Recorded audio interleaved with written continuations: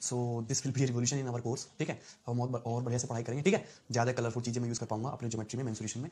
और geometry mensuration एक बार हम कंप्लीट कर लेते हैं, जो कि बहुत जल्दी कर लेंगे, तो हमारा 25% सिलेबस आपका सिर्फ ये 2 टॉपिक बनाते हैं, ज्योमेट्री मेंसुरेशन। तो इनको मैं बड़ी डिटेल में पढ़ाने वाला हूँ। आगे जो अर्थमेटिक के भी जो बड़े बड़े टॉपिक हैं वो भी हम कवर कर चुके हैं, ठीक है। चलिए अब हम जो है ज्योमेट्री में अपनी शीट नंबर 5 डिस्कस करने वाले हैं। 4 शीट हम इसमें डिस्कस कर चुके हैं, ठीक है। तो इसमें जो नॉर्मली क्वेश्चंस हैं वो आपके 3 टॉपिक्स हैं, पाइथागोरस थ्योरम से, कोसाइन रूल से और एंगल बाइसेक्टर के क्वेश्चंस हैं। कंसेप्ट मैं आपको ऑलरेडी एक्सप्लेन कर चुका हूं। जो कंसेप्ट भूल जाए तो वीडियो को 2 बार देखिए, कंसेप्चुअल वीडियो जो मैंने पहले डाली है इसकी, ठीक है ना। तो हम पहले पाइथागोरस थ्योरम के क्वेश्चन करेंगे, फिर कोसाइन रूल पे, और उसके बाद हम एंगल बाइसेक्टर के क्वेश्चन करेंगे, ठीक है। चलिए, तो जैसे हमारा पहला क्वेश्चन है, तो इस क्वेश्चन को करने से पहले आपको 2-3 कंसेप्ट पता होने चाहिए, पहले वो चीजें देखेंगे, ठीक है। क्वेश्चन को करने से पहले आपको 2-3 कंसेप्ट पता होना चाहिए, पहले वो देखेंगे। चलिए, जैसे सपोज आपके पास एक ट्राइंगल ए बी सी है, त्रिभुज ए बी सी, क्लियर है भाई। त्रिभुज ए बी सी, ये त्रिभुज ए बी सी, तो त्रिभुज ए बी सी का ये बी सी बेस है, बेस मान लिया हमने, और यहां पे हमने एक लाइन खींच दी इस तरीके से एडी। तो ये जो लाइन एडी है, ये बेस बीसी को 2 पार्ट में डिवाइड कर रही है। तो जिस रेशियो में बेस डिवाइड होगा, सपोज बीडी से जो डीसी का रेशियो है, सपोज बीडी से डीसी का जो अनुपात है वो एक्स अनुपात वाई है। तो जिस रेशियो में आपका बेस डिवाइड होता है, ट्राइंगल का एरिया भी उसी रेशियो में डिवाइड हो जाता है। यानी कि area of triangle ABD, area of triangle ABD और area of triangle ADC, area of triangle ADC, ये भी आपका एक्स अनुपात वाई के अनुपात में होगा। जिस रेशियो में आपका बेस डिवाइड हुआ, बेस बीसी एक्स अनुपात है, उसी रेशियो में आपका ट्राइंगल एबीसी डिवाइड हो गया। यानी कि ट्राइंगल एबीडी और ट्राइंगल एडीसी, इन दोनों के एरिया का अनुपात क्या होगा आपका? एक्स अनुपात वाई होगा। कोई दिक्कत इसमें किसी को? क्लियर है? क्यों होगा? क्योंकि सभी को पता है कि ट्राइंगल का एरिया होता है 1/2 बेस इंटू हाइट। दोनों ट्राइंगल एबीडी और ट्राइंगल एडीसी, दोनों ट्राइंगल की हाइट सेम है, तो जिस रेशियो में बेस होगा एरिया भी इस रेशियो में होगा। हाइट क्यों सेम है ये भी मैं आपको बता देता हूं। चलिए अब देखो ध्यान से, ये ट्राइंगल एबीसी है, अगर मैं सामने वाले वर्टेक्स से परपेंडिकुलर डालता हूं तो परपेंडिकुलर आपका इस तरीके से आएगा, ये परपेंडिकुलर होगा, पी पॉइंट मान लिया, और ये हो गया आपकी हाइट। तो यदि मैं ट्राइंगल एबीडी के एरिया की बात करूं तो ट्राइंगल एबीडी का एरिया होगा 1/2 बेस बीडी और हाइट एच, क्लियर। यदि मैं ट्राइंगल एडीसी के एरिया की बात करूं तो ट्राइंगल एडीसी का एरिया होगा 1/2 सीडी और हाइट, इसकी भी हाइट स्मॉल एच है, क्योंकि सामने वाले वर्टेक्स से जो हम परपेंडिकुलर डालते हैं वही क्या होती है? ट्राइंगल की हाइट होती है। तो एच से एच कर जाएगा, हाफ से हाफ कर जाएगा, क्या बचा? बीडी रेशियो सीडी, और बीडी रेशियो सीडी का अनुपात क्या है आपका? एक्स अनुपात वाई। यानी कि ट्राइंगल का बेस जिस रेशियो में डिवाइड होगा, एरिया भी उस रेशियो में डिवाइड होगा, क्लियर ना। यानी कि सपोज हमने बेस को 4:9 में डिवाइड किया, तो आपका एरिया ये 4 यूनिट होगा, ये एरिया आपका 9 यूनिट होगा, क्लियर है? कोई दिक्कत किसी को? सपोज एक और एग्जांपल लेते हैं, ये आपका ट्राइंगल ए बी सी है, कोई दिक्कत, और ये एडी है, ये आपका 15 यूनिट एरिया है, ये आपका 25 यूनिट एरिया है। तो एरिया 15-25, तो बेस भी इसी रेशियो में होगा जिस रेशियो में होगा। तो बेस एरिया किस रेशियो में? 3:5, 5 किया 15, 5 × 25, तो बीडी से डीसी का अनुपात भी कितना होगा? 3:5। यानी कि जिस रेशियो में बेस डिवाइड होगा एरिया भी इस रेशियो में डिवाइड होगा, जिस रेशियो में एरिया होगा बेस रेशियो भी वही होगा, क्लियर। ये तो बताया मैंने आपको एक तरीके से। इसी बात को यदि मैं आपको दूसरे तरीके से बताना चाहूं तो कैसे करोगे? क्लियर है? चलो ध्यान से देखेंगे। ओके, हमारे पास एक ट्राइंगल ए बी सी है, त्रिभुज ए बी सी, ठीक है ना। बहुत मजा आने वाला, बहुत प्यार के साथ लंबे 3-3, 3.5 घंटे की वीडियो बनाऊंगा मैं, ठीक है ना। चलो, और ये हो गया आपका डी पॉइंट, ओके। और ये एंगल सपोज आपका थीटा है, तो ये एंगल कितना होगा आपका? 180 माइनस थीटा। कितना होगा? 180 माइनस थीटा, क्योंकि ये एक स्ट्रेट लाइन है, ये एक स्ट्रेट लाइन है। और मैंने बता रखा है किसी भी ट्रायंगल का एरिया क्या होता है? 1/2 एक्स इंटू वाई, उनके बीच के एंगल का साइन, ये होता है ट्रायंगल का एरिया। तो अगर मैं ट्रायंगल एबीडी के एरिया की बात करूं और ट्रायंगल एडीसी के एरिया के रेशियो की बात करूं, तो ट्रायंगल एबीडी का एरिया क्या होगा? 1/2, ट्रायंगल एबीडी का एरिया क्या होगा? 1/2 इंटू बीडी इंटू एडी, और उनके बीच के एंगल का sine, that mean sine theta, clear. यदि मैं ट्रायंगल एडीसी के एरिया की बात करूं तो इसका एरिया क्या होगा? 1/2 एडी इंटू डीसी, और उनके बीच के एंगल का साइन, यानी कि साइन 180 माइनस थीटा। हाफ से हाफ कट जाएगा, एडी से आपका एडी कट जाएगा, sine 180 minus theta sine theta के बराबर होता है, तो साइन 180 माइनस थीटा से साइन थीटा कट जाएगा। क्या बचा? BD ratio DC. क्या बचा? BD ratio DC. यानी कि दोनों ट्राइंगल के जिस रेशियो में बेस है उसी रेशियो में क्या है आपका एरिया। यदि बेस रेशियो 11:25 है तो एरिया रेशियो भी 11:25 होगा, क्लियर है? कोई डाउट किसी को? ये बात बहुत इंपॉर्टेंट है, देखने में तो छोटी लगती है बट इसका क्वेश्चंस में अप्लाई करना उसमें समस्या होती है, क्लियर है? चलिए इसके बाद एक छोटा सा पॉइंट और देखेंगे आप लोग ट्राइंगल का, ये ठीक है। चलिए सपोज 2 आपकी पैरेलल लाइंस हैं, ये 2 आपकी पैरेलल लाइन है, समांतर रेखाएं हैं, these 2 lines are parallel, clear है? ओके, अब यहां पे हमने ये एक ले लिया बेस AB, तो बेस AB द्वारा इन 2 पैरेलल लाइन के बीच में कहीं भी कोई भी ट्रायंगल बना लीजिए, सबका एरिया क्या होगा? बराबर होगा। इस बेस AB द्वारा इन 2 पैरेलल लाइन के बीच में कहीं भी कोई ट्रायंगल बना लीजिए, सबका एरिया क्या होगा? बराबर। और ये भी ट्रायंगल बनाएंगे तो इसका एरिया भी क्या होगा? सबका बराबर होगा। क्यों? क्योंकि ट्रायंगल का एरिया होता है 1/2 बेस इंटू हाइट, होता है कि नहीं? अब बेस सबका सेम है, सबका बेस क्या है? सेम। जितने भी ट्रायंगल मैंने बनाए सब बेस AB बने, और हाइट भी सबकी सेम है, क्योंकि सभी ट्रायंगल 2 पैरेलल लाइन के बीच में बने हुए सेम पैरेलल लाइन के, तो सबकी हाइट भी सेम, इनका बेस भी सेम, इनका हाइट भी सेम है, तो इनका एरिया भी सेम होगा, क्लियर है? कोई डाउट इसमें किसी को? चलिए, तो ये बात भी आपको याद रखनी है, ठीक है ना? चलिए, अब हम आएंगे अपने क्वेश्चंस पे। अब ये क्वेश्चन सॉल्व होना चाहिए। ABCD and EF are 3 parallel line, ABCD EF 3 समांतर रेखाएं इसी ऑर्डर में, मतलब AB के बीच में CD है और उसके बाद EF है। Let D1 and D2 be the distance from CD to AB and EF respectively. और D1 CD AB के बीच की डिस्टेंस है, D2 आपका CD से EF की डिस्टेंस है। D1 और D2 दोनों ही इंटीजर है, दोनों ही पूर्णांक संख्याएं हैं, और D1 से D2 का रेशियो 2:1 है। क्लियर है? तो बहुत आसान सा है अभी तक तो, कि यहां पे आपकी 3 समांतर रेखाएं हैं इस तरीके से, 3 समांतर रेखाएं हैं आपकी इस तरीके से। कोई डाउट इसमें? चलिए, अगर ये 3 समांतर रेखाएं हैं और एक मैं इनका नाम दे देता हूं ABCDEF, उसने बोला है इसी ऑर्डर में ABCDEF। क्लियर है? कोई डाउट इसमें? ओके। इसके बाद D1 D2 be the distance from CD to AB, तो CD से AB की डिस्टेंस है D1 और CD से EF की डिस्टेंस है D2। D1 D2 डिस्टेंस है, और D1 से D2 का जो अनुपात है वो 2:1 है, यानी कि D1 जो डिस्टेंस है वो D2 से 2 गुनी है, और D1 और D2 दोनों ही इंटीजर है, दोनों ही पूर्णांक संख्याएं हैं। P is a point on AB, Q and S are the points on CD and R is a point on EF। Clear है? तो P जो है AB पे कोई पॉइंट है, क्लियर है? And Q and S are points on CD, और Q S CD पे कोई पॉइंट है, क्लियर है? And R is a point on EF, और R जो है EF साइड EF पे कोई पॉइंट है, इस तरीके से बोला। P जो है साइड AB पे कोई पॉइंट है, Q है साइड AB पे 2 पॉइंट है, R जो है EF पे कोई पॉइंट है, ठीक है? If the area of quadrilateral PQRS is 30 square unit, और PQRS को मिलाने से जो चतुर्भुज बनता है, PQRS को मिलाने से जो चतुर्भुज बनता है, तो हमने P से Q को मिलाया, Q से R को मिलाया और R से S को मिलाया, तो इस तरीके से आपका चतुर्भुज बन गया क्वाड्रिलेटरल। इस चतुर्भुज का जो एरिया है वो कितना है आपका? 30 स्क्वायर यूनिट है। चतुर्भुज का एरिया कितना? 30। What is the value of QR? तो QR यानी कि कांटा दूरी QR की वैल्यू क्या है आपको निकालना है। When value of SR is the least, जबकि SR की जो वैल्यू है वो लीस्ट है, वो मिनिमम है। Value of SR is least.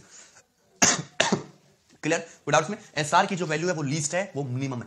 इसी लाइन में पूरा सवाल छुपा हुआ है कि SR की वैल्यू लीस्ट है, जब SR की वैल्यू मिनिमम होगी तब QR की लंबाई क्या होगी, ये आपसे पूछा है। अब हमारी बात ध्यान से सुनिए। पहली बात तो ये कि SR लीस्ट कब होगा? जब SR S से R तक की दूरी मिनिमम हो, और मिनिमम दूरी का मतलब होता है परपेंडिकुलर डिस्टेंस, यानी कि SR परपेंडिकुलर डिस्टेंस हो, यानी कि D2 के बराबर हो। SR जो है आपका क्या हो? D2 के बराबर हो। कोई दिक्कत किसी को? भाई SR लीस्ट कब होगा? जब S से R तक की दूरी परपेंडिकुलर डिस्टेंस हो, मिनिमम हो, यानी कि SR D2 के बराबर हो। और आपको मिनिमम भी चाहिए, मिनिमम भी लेना है। क्वेश्चन में साफ साफ बोला है कि SR D2 के बराबर है, और D1 और D2 का रेशियो 2:1 है, और D1 और D2 इंटीजर हैं, तो 2:1 में D1 D2 है, यानी कि D2 2 यूनिट है, D2 1 यूनिट है, D1 2 यूनिट है, और आपको D2 को मिनिमम लेना, तो D2 को क्या लोगे आप? 1 यूनिट। D2 को मिनिमम इंटीजर लेना है और परपेंडिकुलर भी लेना है, क्योंकि आपकी परपेंडिकुलर डिस्टेंस होनी चाहिए, तभी मिनिमम हो पाएगा। और आप 2 रेशियो 1 अनुपात में, तो D2 को आप मिनिमम से मिनिमम क्या मान के चलो? 1 यूनिट।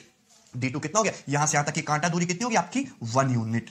कोई डाउट किसी को? यहां से यहां तक की 1 डिस्टेंस क्या होगी? 1 यूनिट। तो D1 क्या हो गया फिर आपका? 2 यूनिट। अब ये रेशियो जो है, रेशियो को हम हटा देते हैं, जो रेशियो है रेशियो को हम हटा देते हैं। D1 बराबर 2 आ गया, D2 बराबर 1 यूनिट, क्योंकि मिनिमम भी होना चाहिए और क्या है आपका? परपेंडिकुलर भी है।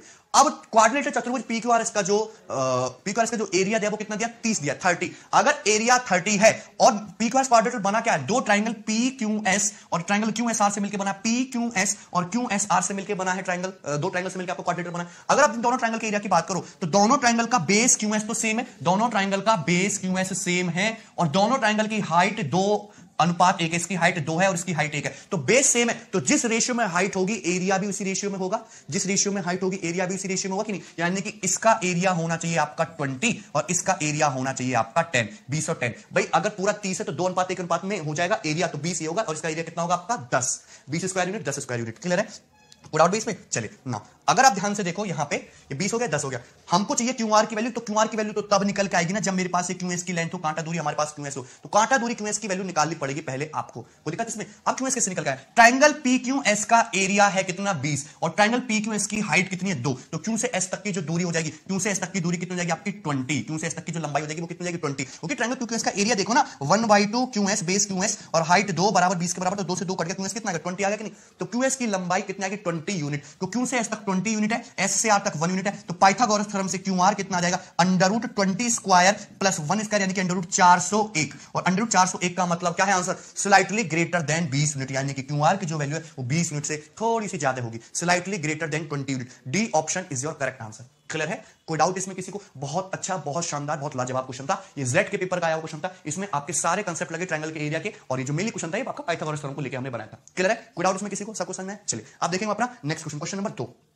ओके, ये भी आपका पाइथागोरस थ्योरम का क्वेश्चन है। जितने भी शुरू के जो 11 क्वेश्चन हो पाइथागोरस थ्योरम पे ध्यान से देखेंगे। A ladder of length 65 metre is resting against a wall. एक लेडर, एक सीढ़ी है जिसकी लंबाई 65 मीटर है, वो एक दीवार के सहारे खड़ी है। If it slips down 8 meter down the wall, और जो लेडर है वो दीवार पे 8 मीटर नीचे की तरफ फिसलती है, then its bottom will move away from the wall by x metre. तो उसका जो बॉटम है वो दीवार से x मीटर अवे हो जाता है। यदि इनिशियली 25 मीटर की दूरी पर था दीवार से, तो x की वैल्यू क्या है, ठीक है ना। तो x की वैल्यू बतानी है जो कि बहुत ज्यादा होती है। चलिए अब देखो ध्यान से, ये हो गया आपका दीवार, दिस इज योर दीवार, ठीक है। और दीवार के सहारे ये खड़ा हुआ है सपोज लेडर, ये खड़ा है आपका लेडर। सो दिस कांटा is your ladder, this is your ladder. देख सकते हैं सभी ये लोग लेडर है, और लेडर की जो लंबाई है वो 65 मीटर दी है। स्टार्टिंग में लेडर जो है वो दीवार, लेडर का जो बॉटम है वो दीवार से 25 मीटर की दूरी पर है, तो दिस कांटा डिस्टेंस इज 25 मीटर। अब लेडर का जो टॉप है वो नीचे की तरफ कितना फिसल जाता है आपका 8 मीटर। कितना स्लिप्स डाउन, कितना होता है 8 मीटर डाउन दी वॉल। तो 8 मीटर फिसल गया, तो यहां से यहां तक ये डिस्टेंस कितनी आ गई आपकी 8 मीटर डाउन दी वॉल। तो आपका लेडर जो है फिर आपका इस तरीके से हो जाएगा, लेडर आपका इस तरीके से पीछे की तरफ आ जाएगा, यानी कि लेडर का जो बॉटम है वो दीवार से यहां पे कितना x मीटर पीछे की तरफ आएगा। तो दिस कांटा डिस्टेंस इज योर x, और आपको यही x बताना है, क्लियर है। आपको इसी x की दूरी बतानी, जबकि ये जो कांटा डिस्टेंस है ये वाली, ये भी कितनी आपकी 65 मीटर ही है, क्लियर ना। जो लेडर की जो लंबाई है वो कितनी 65 मीटर।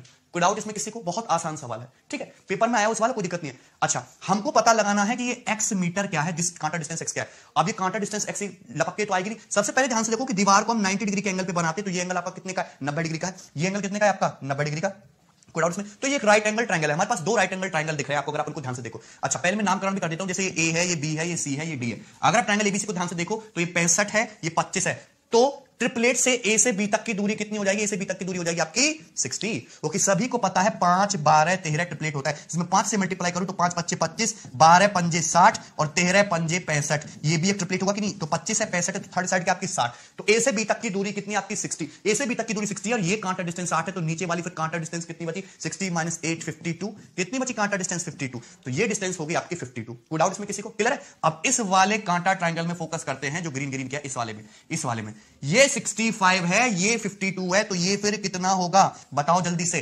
13, देखो 13 से कट रहा, 13 पंजे 65, 13 चौका 52, तो ये कितना होना चाहिए फिर 13 तिया 39 होगा कि नहीं। 13 इंटू 5, 13 इंटू 4, 13 इंटू 3, 3 4 5 में 13 से मल्टीप्लाई करके आया, 13 पंजे 65, 13 चौका 52, 13 तिया 39। ट्रिपलेट पता रखा है ऑलरेडी 3 4 5, और ट्रिपलेट में किसी भी नंबर से मल्टीप्लाई करो तो ट्रिपलेट ही रहता है। तो ये पूरी दूरी यहां से आता है कितनी आएगी 13 तिया 39, तो पूरी दूरी 39 मीटर है। यहां से आता 25 तो x कितना होगा 39 माइनस 25 यानी कि 14 मीटर। कितना आ गया आंसर 14 मीटर। तो इस क्वेश्चन का जो राइट आंसर है वो क्या है आपका 14 मीटर। कोई दिक्कत इसमें किसी को? क्लियर है, C option is correct answer. इतना कुछ करने की जरूरत नहीं थी, सीढ़ी खिसक के इतना थोड़ी ना पहुंच जाएगी 60 मीटर 39 14, 8 मीटर खिसकाने से 65 मीटर की थोड़ी इतनी थोड़ा पहुंचेगी। तो ये 3 ऑप्शन तो देखते ही खत्म हो गए, तो डायरेक्टली हिट एंड ट्रायल से बता सकते थे कि आंसर क्या आपका 14 है। कोई दिक्कत? चलिए नेक्स्ट देखिएगा क्वेश्चन नंबर 3। यस, देखिए बहुत बढ़िया सवाल है, बहुत आसान सवाल है, ठीक है, ध्यान से देखेंगे इसको। There are two windows, okay, there are two windows on the wall of a building that need repairs. A ladder 30 meter long is placed against a wall such that it just reaches the first window, which is 26 meter height. The foot of the ladder is at point A. After first window is fixed, the foot of ladder is pushed backwards to point B so that ladder can reach the second window. ठीक है, देखो बहुत खतरनाक सा सवाल दे रखा है ना, और बहुत टिपिकल सी लैंग्वेज भी दे रखी है, ठीक है। इसको हम छोटा कर देते हैं ना। अब यहां पे देखो इसको, आप देखते हैं सवाल को। There are two windows on the wall of a building that need repairs. आपके पास दे रखी है एक वॉल है, और वॉल में 2 विंडो लगी हुई हैं जिनको रिपेयरमेंट की जरूरत है, जिनको रिपेयर कराने की जरूरत है। Ladder 30 metre long is placed against a wall. 30 metre लंबा एक लेडर इस वॉल के अगेंस्ट लगाया जाता है, और उस वॉल पर मैकेनिक चढ़ के इनको रिपेयर करेगा विंडो को, such that it just reaches the first window which is 26 metre height. और जो 30 मीटर का जो लेडर है वो फर्स्ट विंडो पे लगाया जाता है, जो कि 26 मीटर की हाइट पर है। पर हमको ये नहीं पता कि पहली विंडो कहां, दूसरी विंडो कहां है। अब विंडो एक के ऊपर एक होंगी, तो सपोज फर्स्ट विंडो ये है, सेकंड विंडो आपकी सपोज ये मान लें, कोई दिक्कत नहीं। The foot of the ladder is at point A. Ladder का जो फुट है पॉइंट ए पे। After first window is, first window को फिक्स करने के बाद foot of the ladder is pushed backwards to point A. First window को fix करने के बाद लेडर के फुट को पीछे की तरफ खींचा जाता है। लेडर के फुट को पीछे की तरफ जब आप खींचोगे तो लेडर का जो टॉप है वो नीचे की तरफ आएगा, और जब नीचे की तरफ ये आएगा तभी तो आपका सेकंड विंडो पे लेडर लगा के तभी सेकंड विंडो को रिपेयर कर पाओगे। यानी कि जो पहले जो लेडर फिक्स की गई है वो फर्स्ट वाली विंडो यानी कि ऊपर वाली विंडो पे फिक्स की है। यानी कहने का मतलब ये है कि पहले जो लेडर है वो आपका इस तरीके से लगा हुआ है। क्लियर है कि नहीं? ये आपका लेडर है, 30 मीटर इसकी लंबाई है। ये कांटा दूरी कितनी आपकी यहां से आता है कि कांटा दूरी 30 मीटर है। और हम क्या करते हैं विच इज 26 मीटर हाई, और ये जो विंडो है ये आपकी कितनी हाइट पे 26 मीटर की हाइट पे। विंडो आपकी 26 मीटर की हाइट पे। पहले तो हमको यही पता नहीं था कि कौन सी विंडो कहां पे, लेकिन पहली विंडो को रिपेयर करने के बाद दूसरी विंडो को रिपेयर करने के लिए लैडर के फुट को पीछे की तरफ खींचते। जब लैडर के फुट को पीछे की तरफ खींचोगे तो लैडर का टॉप नीचे की तरफ आएगा, यानी कि जो सेकंड जो विंडो है वो क्या होगी, आपकी नीचे की तरफ होगी। और उस केस में आपका जो लैडर आएगा वो इस तरीके से आएगा, आपका फुट खींच के आपने पीछे कर दिया और अपनी सेकंड विंडो के मुंह पे लैडर लगा दिया। लैडर को आसानी से रिपेयर कर सकते हो, कोई दिक्कत इसमें किसी को। चलिए, और ये जो कांटा डिस्टेंस है ये भी आपकी 30 मीटर ही है। ये एंगल जो होगा 90 डिग्री का होगा। ओके भाई, अच्छा, the angle made by the ladder with the ground is reduced by half. और लैडर द्वारा जो एंगल बनाया गया ग्राउंड पे वो हाफ हो गया, रिड्यूस हो गया, हाफ हो गया। यानी कि पहले सपोज आपका 2 थीटा का एंगल था, तो अब रिड्यूस होकर सिर्फ कितने का एंगल रहेगा, थीटा। पहले लैडर यदि 2 थीटा का एंगल बना रही थी, तो अब लैडर कितने का एंगल बना रही है, थीटा का एंगल बना रही है। The distance between point A and B, पहले जो लैडर का फुट था पॉइंट ए पे सेट था, अब जो लैडर का फुट है वो पॉइंट बी पे सेट है। तो आपसे पूछा है कि ए बी के बीच की डिस्टेंस क्या है, क्लियर है, ए और बी के बीच की डिस्टेंस क्या है, क्लियर है। तो बहुत आसान और बहुत इजी क्वेश्चन है, ठीक है। और थोड़ा सा इसमें आपका पाइथागोरस थ्योरम और ट्रिग्नोमेट्री दोनों का कांसेप्ट लगेगा, क्लियर। बहुत आसान सवाल है, पेपर का आया हुआ क्वेश्चन है। पेपर से सिर्फ मैं वही क्वेश्चन लेता हूं जो अच्छे और तगड़े होते हैं, इजी क्वेश्चन में पिक नहीं करता, अदरवाइज में इजी क्वेश्चन तो खुद भी बना सकते हैं। चलिए, अब इसको ध्यान से देखेंगे। यहां पे ये 30 मीटर है, 26 मीटर है। पहली बात तो ये कि आपको निकालनी ए से बी तक की दूरी। अब ए से बी तक की दूरी तो केवल तभी निकल पाएगी ना जब आपको एक कंप्लीट डिस्टेंस यहां से यहां तक पता हो। तो मेरा जो टारगेट है वो कंप्लीट डिस्टेंस यहां से यहां तक निकालना होना चाहिए। और ये कंप्लीट डिस्टेंस कैसे निकल पाएगी, जब आपके पास cos थीटा की वैल्यू हो। जब आपके पास किसकी वैल्यू, cos थीटा की वैल्यू, क्योंकि cos थीटा बराबर होता है बेस अपॉन हाइपोटेनस। आपको हाइपोटेनस पता है, इस छोटे वाले ट्रायंगल में ये मैं नाम देता हूं इसका PQR। छोटे वाले ट्रायंगल पी छोटा है, मोटू है, बी क्यू आर, इस वाले ट्रायंगल में आपको हाइपोटेनस पता है और आपको cos थीटा पता लग जाए तो बेस भी निकाल लोगे, बेस पता चल गया तो क्वेश्चन सॉल्व। तो मेरा जो टारगेट है वो क्या निकालना है, cos थीटा की वैल्यू निकालना है भाई, कोई दिक्कत इसमें किसी, ठीक। तो cos थीटा की वैल्यू निकालने को फोकस करते हैं। ये क्या है भाई, आपका 2 थीटा, 30 मीटर है, 26 मीटर। तो पाइथागोरस थ्योरम से r से a तक की दूरी है जो ar है, कितना आ गया, √30 स्क्वायर माइनस 26 स्क्वायर हो गया, √30 स्क्वायर माइनस 26 स्क्वायर, 30 का स्क्वायर 900 माइनस 676, 900 माइनस 676 का मतलब क्या हो गया आपका, √224, √224, क्लियर है। कोई डाउट्स में। और √224 क्या होता है, अप्रोक्सीमेटली आपका 15 मीटर होता है। 15 से तन्नक सा कम होगा, 15.96 15.95 के आसपास। और आपका जो आंसर है वो आपका अप्रोक्सीमेटली ही पूछा है, क्लियर है कि नहीं। आपका आंसर क्या है, अप्रोक्सीमेटली पूछा, एग्जैक्ट नहीं पूछा। तो 15 मीटर होगा। सो ए से आर तक की जो दूरी है वो कितनी है, 15 मीटर है। ए से आर तक की जो दूरी है वो कितनी है, 15 मीटर है। कोई दिक्कत इसमें किसी को। चलिए, अब देखिए अब बड़े वाले ट्रायंगल पी आर ए में देखो तो क्या है, 2 थीटा, ये कितना है 15, ये कितना है 30। तो मुझे चाहिए cos theta. cos theta directly तो आएगा नहीं, पहले हम cos 2 थीटा निकाल लीजिए। तो cos 2 थीटा क्या हो जाएगा, base upon hypotenuse, base 15, hypotenuse 30 है, तो 15/30 यानी कि 1/2 हो जाएगा। बेस 15 है, ये कांटा दूरी कितनी है 15 और ये हाइपोटेनस 30 है। तो cos 2 थीटा बराबर कितना आएगा तुम्हारा 1/2। इसमें कोई दिक्कत किसी को। तो 2 cos 2 थीटा बराबर 1/2, तो 2 cos स्क्वायर थीटा -1 होता है ना, cos 2 थीटा मतलब 2 cos स्क्वायर थीटा -1 बराबर 1/2। तो 2 cos स्क्वायर थीटा बराबर कितना आएगा तुम्हारा 3/2, क्लियर है। डाउट है इसमें किसी को। या फिर cos थीटा बराबर 3/4, cos थीटा बराबर 3/4, cos थीटा बराबर कितना है तुम्हारा √3/2। cos थीटा के लिए कितना है √3/2। यहां से भी देख सकते थे कि cos 2 थीटा बराबर हाफ है, और हाफ क्या होता है आपका cos 60 डिग्री की वैल्यू होती है। cos 2 थीटा बराबर हाफ, तो cos 60, तो 2 थीटा बराबर 60, तो थीटा बराबर 30। अगर थीटा बराबर 30 है तो cos 30 की वैल्यू तो निकालें, तो cos 30 यानी कि cos थीटा कितना है अपना √3/2। यहां से भी देख सकते थे, मैंने फॉर्मूले से भी बता दिया, दोनों तरीके से कर सकते हो, क्लियर है कि नहीं। तो cos थीटा की वैल्यू कितनी आ गई आपकी √3/2। मुझे चाहिए ए से बी तक की ये दूरी, क्लियर है, कोई डाउट इसमें। अब देखो हमको चाहिए ए से बी तक की दूरी। अब ट्रायंगल क्यू बी आर में क्या लगा जी, कोस लगा जी। तो cos थीटा कितना है √3/2 बराबर बेस है ये रहा पूरा बेस, कितना है ये RB अपॉन हाइपोटेनस, हाइपोटेनस कितना है 30। तो 2 से 30 कितनी बार चला जाएगा 15 बार। तो ये पूरी कंप्लीट डिस्टेंस यहां तक कितना आ गया आपकी 15/3। तो this complete distance is 15√3, complete distance is 15√3। लेकिन आपको सिर्फ ए से बी तक की दूरी चाहिए। कंप्लीट डिस्टेंस 15√3 है, यहां से यहां तक की 15 है, तो ए बी कितना बचा, ए बी कितना बचा, ए बी बचा 15√3 -15। 15√3 -15 का मतलब 15 × √3 -1, 15 × √3 -1। ये जो कांटा दूरी है कितनी बची, 15√3 -1 बची, क्लियर है, कोई डाउट इसमें। सो 15√3 -1 का मतलब 15 × 0.732, √3 का मतलब 1.732 होता है, क्लियर है ना। तो 15 × 0.732, तो ये कितना हो जाएगा 15 से 105, 10.5 से बड़ा हो जाएगा, यानी कि D option is the correct answer. भाई आपसे एग्जैक्ट कैलकुलेशन नहीं करनी, रेंज पूछिए। तो 15 × 0.732 क्या हो जाएगा आपका 10.5 से बड़ा हो जाएगा। तो ये आपका आंसर है डी ऑप्शन, क्लियर है, कोई डाउट इसमें। तो बहुत आसान और बहुत इजी क्वेश्चन था, क्लियर है। चलिए अब हम देखेंगे next question number 4। Question number 4, ठीक है, ध्यान से देखेंगे। ओके, तो ये क्वेश्चन नंबर 4, ठीक है, सिंपल पाइथागोरस थ्योरम पे बहुत सिंपल साधारण सा सवाल है, ठीक है। चलिए ध्यान से देखेंगे। A ladder just reaches a window that is 8 metre high above the ground on one side of the street. मतलब आपकी एक स्ट्रीट है इस तरीके से, तो स्ट्रीट के एक साइड पर एक विंडो है जो कि 8 मीटर हाई है, विंडो है एक जो कि 8 मीटर हाई है, क्लियर ना। और एक लैडर है जो इस विंडो पे पहुंचता है, तो ये हो गया आपका ladder, clear. Keeping one end of the ladder at the same place, तो लैडर का एक एंड जो है सेम प्लेस पे रखते हुए the ladder is move to the other side of the street, ladder को स्ट्रीट के अदर साइड में मूव किया जाता है so as to reach 12 metre high window, जिससे कि लैडर 12 मीटर हाई विंडो पे पहुंचता है। यानी कि ये इस बार जो विंडो है ये 12 मीटर हाई है, बार जो विंडो है ये 12 मीटर हाई है। पहले कितनी थी? 8 मीटर की हाइट पे थी विंडो, अब कितनी है? 12 मीटर हाइट पे विंडो। और ये जो दोनों पॉइंट है, पॉइंट ए पॉइंट बी, ये स्ट्रीट के दो किनारे हैं। If the ladder is 13 metre long, ladder जो 13 मीटर लॉन्ग है, तो ये हो गया 13 मीटर, ये हो गया 13 मीटर, लैडर 13 मीटर लॉन्ग।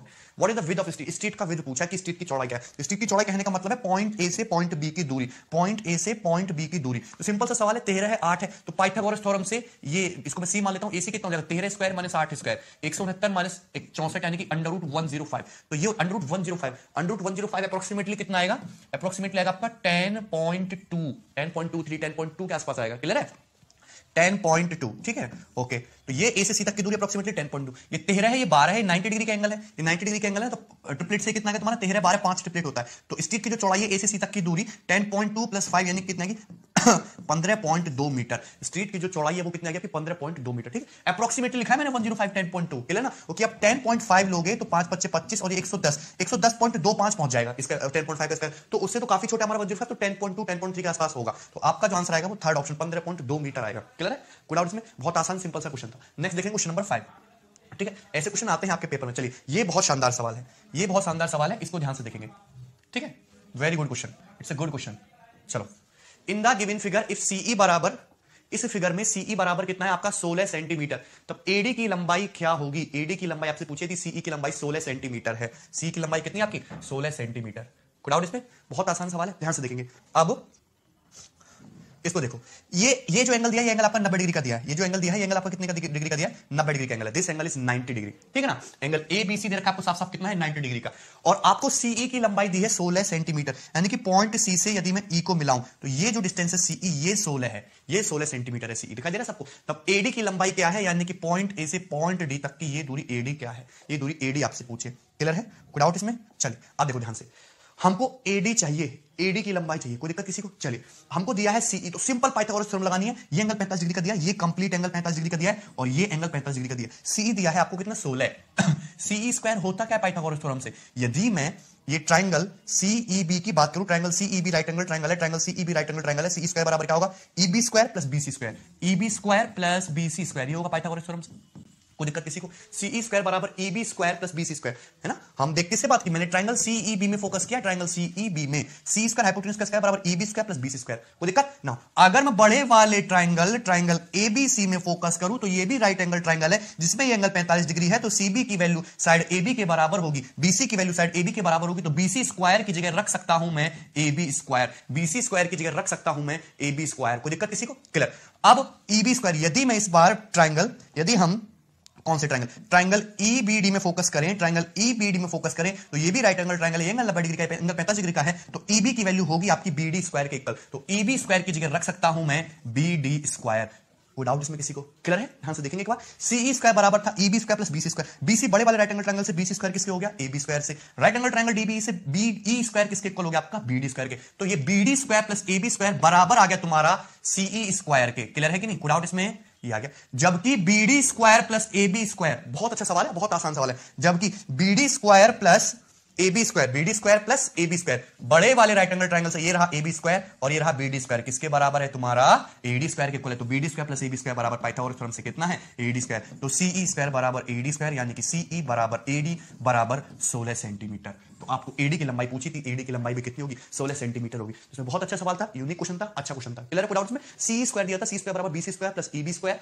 अब बीसी स्क्वायर तो पूरा एबी स्क्वायर हो गया और ईबी स्क्वायर बीडी स्क्वायर हो गया, तो AB square plus BD square AD square बन गया। एडी स्क्वायर सी स्क्वायर आपस में बराबर बराबर हो गए, 16 16। फिगर में ऐसा दिख नहीं रहा है कि बराबर है, क्योंकि फिगर जो तुम्हारा स्केल से ड्रॉ नहीं है। क्लियर है? कोई डाउट इसमें? चलिए, आसान था। नेक्स्ट देखेंगे। यस, ये क्वेश्चन बहुत इंपॉर्टेंट है, ये क्वेश्चन बहुत इंपॉर्टेंट है, ठीक है, इसको ध्यान से देखेंगे। Question number 6। Okay, in the given figure radius of a circle is 14√2 centimeter, pq rs is square, pq are ef gh abcd wx yz and lmno are four identical square, what is the total area of all the small squares? देखिए, इस question को मैं बड़े एकदम pure Pythagoras theorem का सवाल है, बड़े डिटेल से, बड़े प्यार से, सारे मेथड से मैं समझाऊंगा, ठीक है ना। अभी क्या कीजिए, इसको भूल जाइए थोड़ी देर के लिए, अभी इसको भूल जाइए, ठीक है, इसको छोड़ देते हैं ना। फोकस कीजिए हमारे पास, ध्यान से देखेंगे सब लोग।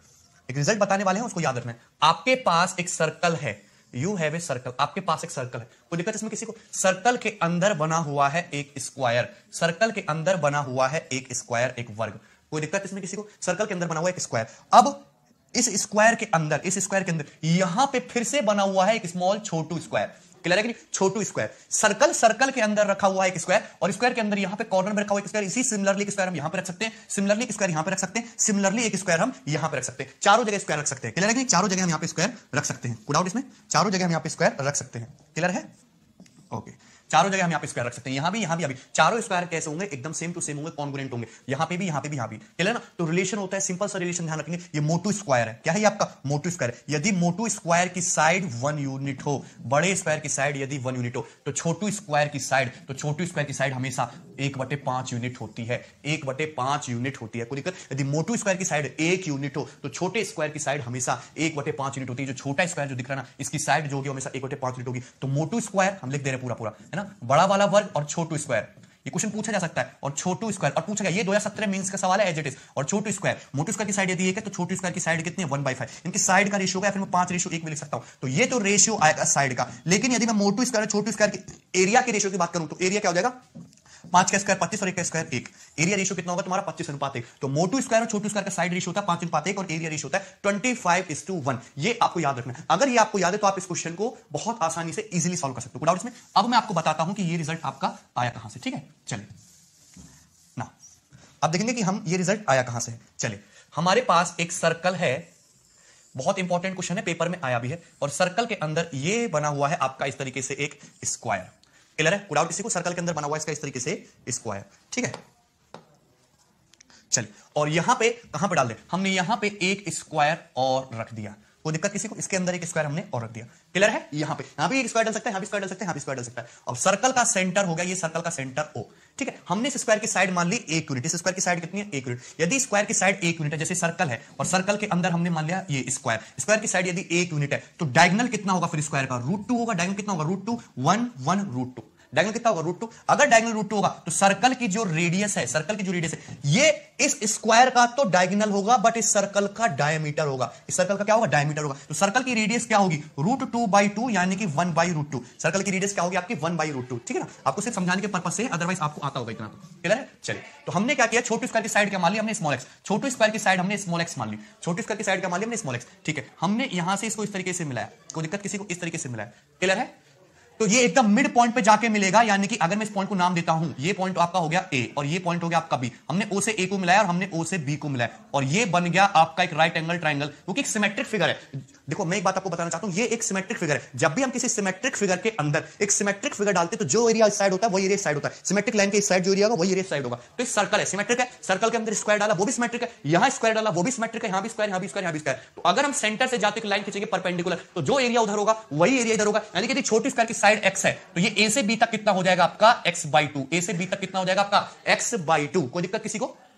A से B तक कितना हो जाएगा आपका? x/2। अब O से A तक कितना हो जाएगा? O से A तक कितना हो जाएगा भाई? ये दूरी जो है, ये कांटा दूरी जो है, मैं बता दे रहा हूं आपको, ये वाली जो कांटा दूरी है, ये तो बड़े वाले स्क्वायर की साइड का हाफ ही है। ये तो बड़े वाले स्क्वायर की साइड का हाफ ही है, यानी कि 1/2 है। कितना है? 1/2 ही है। और ये दूरी क्या है? ये दूरी है आपका छोटे स्क्वायर की साइड यानी x, यानी कि O से A तक की कंप्लीट दूरी क्या होगी आपकी? 1/2 + x। भाई O से लेके ये पॉइंट अगर सपोज D मान लो, तो O से D तक की जो दूरी है वो मोटी स्क्वायर की साइड का हाफ यानी कि 1/2 है। और ये D पॉइंट से लेके A पॉइंट तक जो दूरी है छोटी स्क्वायर की साइड x है, तो कंप्लीट दूरी क्या होगी आपकी? 1/2 + x। इस तरीके से हो गई 1/2 + x। कोई दिक्कत किसी को? क्लियर है? ये बात समझ में आई सबको? ठीक है, अब ध्यान से देखो। चलिए, इसके बाद O से B तक क्या है? O से B तक है सब बड़े वाले सर्कल की रेडियस, और बड़े वाले सर्कल की रेडियस हम निकाल चुके हैं। O से B तक बड़े वाले सर्कल की रेडियस कितनी है? 1/√2। 1/√2, साइड 1 √2, रेडियस हाफ 1/√2। तो हमारे पास एक राइट एंगल ट्राइंगल है, कोने में छोटू राइट एंगल ट्राइंगल जो मैंने बना रखा है, जिसमें ये है आपका 1/√2, ये है आपका 1/2 + x, और ये थर्ड साइड है कितनी आपकी? x/2। थर्ड साइड कितनी आपकी? x/2। और ये जो एंगल होगा, ये एंगल आपका 90 डिग्री का है। ये जो एंगल है, ये एंगल आपका 90 डिग्री का है। कोई दिक्कत किसी को? तो हम इसमें पाइथागोरस थ्योरम लगा सकते हैं। सबको बात समझ में? इसमें क्या लग जाएगा आपका? पाइथागोरस थ्योरम लग जाएगा। तो कैसे लगेगा? x/2 का होल स्क्वायर, x/2 का होल स्क्वायर प्लस 1/2 + x का होल स्क्वायर बराबर 1/√2 का होल स्क्वायर, यानी कि 1/2। x/2 का होल स्क्वायर क्या होता है आपका? x² / 4 प्लस 1/2 + x का होल स्क्वायर क्या होता है आपका? 1/4 प्लस x² + 1/2 × 2 × x, यानी कि कितना हो जाएगा आपका? x बराबर 1/2। डाउट किसी को? x² / 4 + x², x² / 4 + x² कितना हो गया? 5x² / 4 प्लस का x, इधर आएगा तो 1/4 माइनस का हाफ, 1/4 माइनस का हाफ, तो क्या हो जाएगा आपका? माइनस का 1/4 हो जाएगा, नहीं बराबर 0। क्लियर है?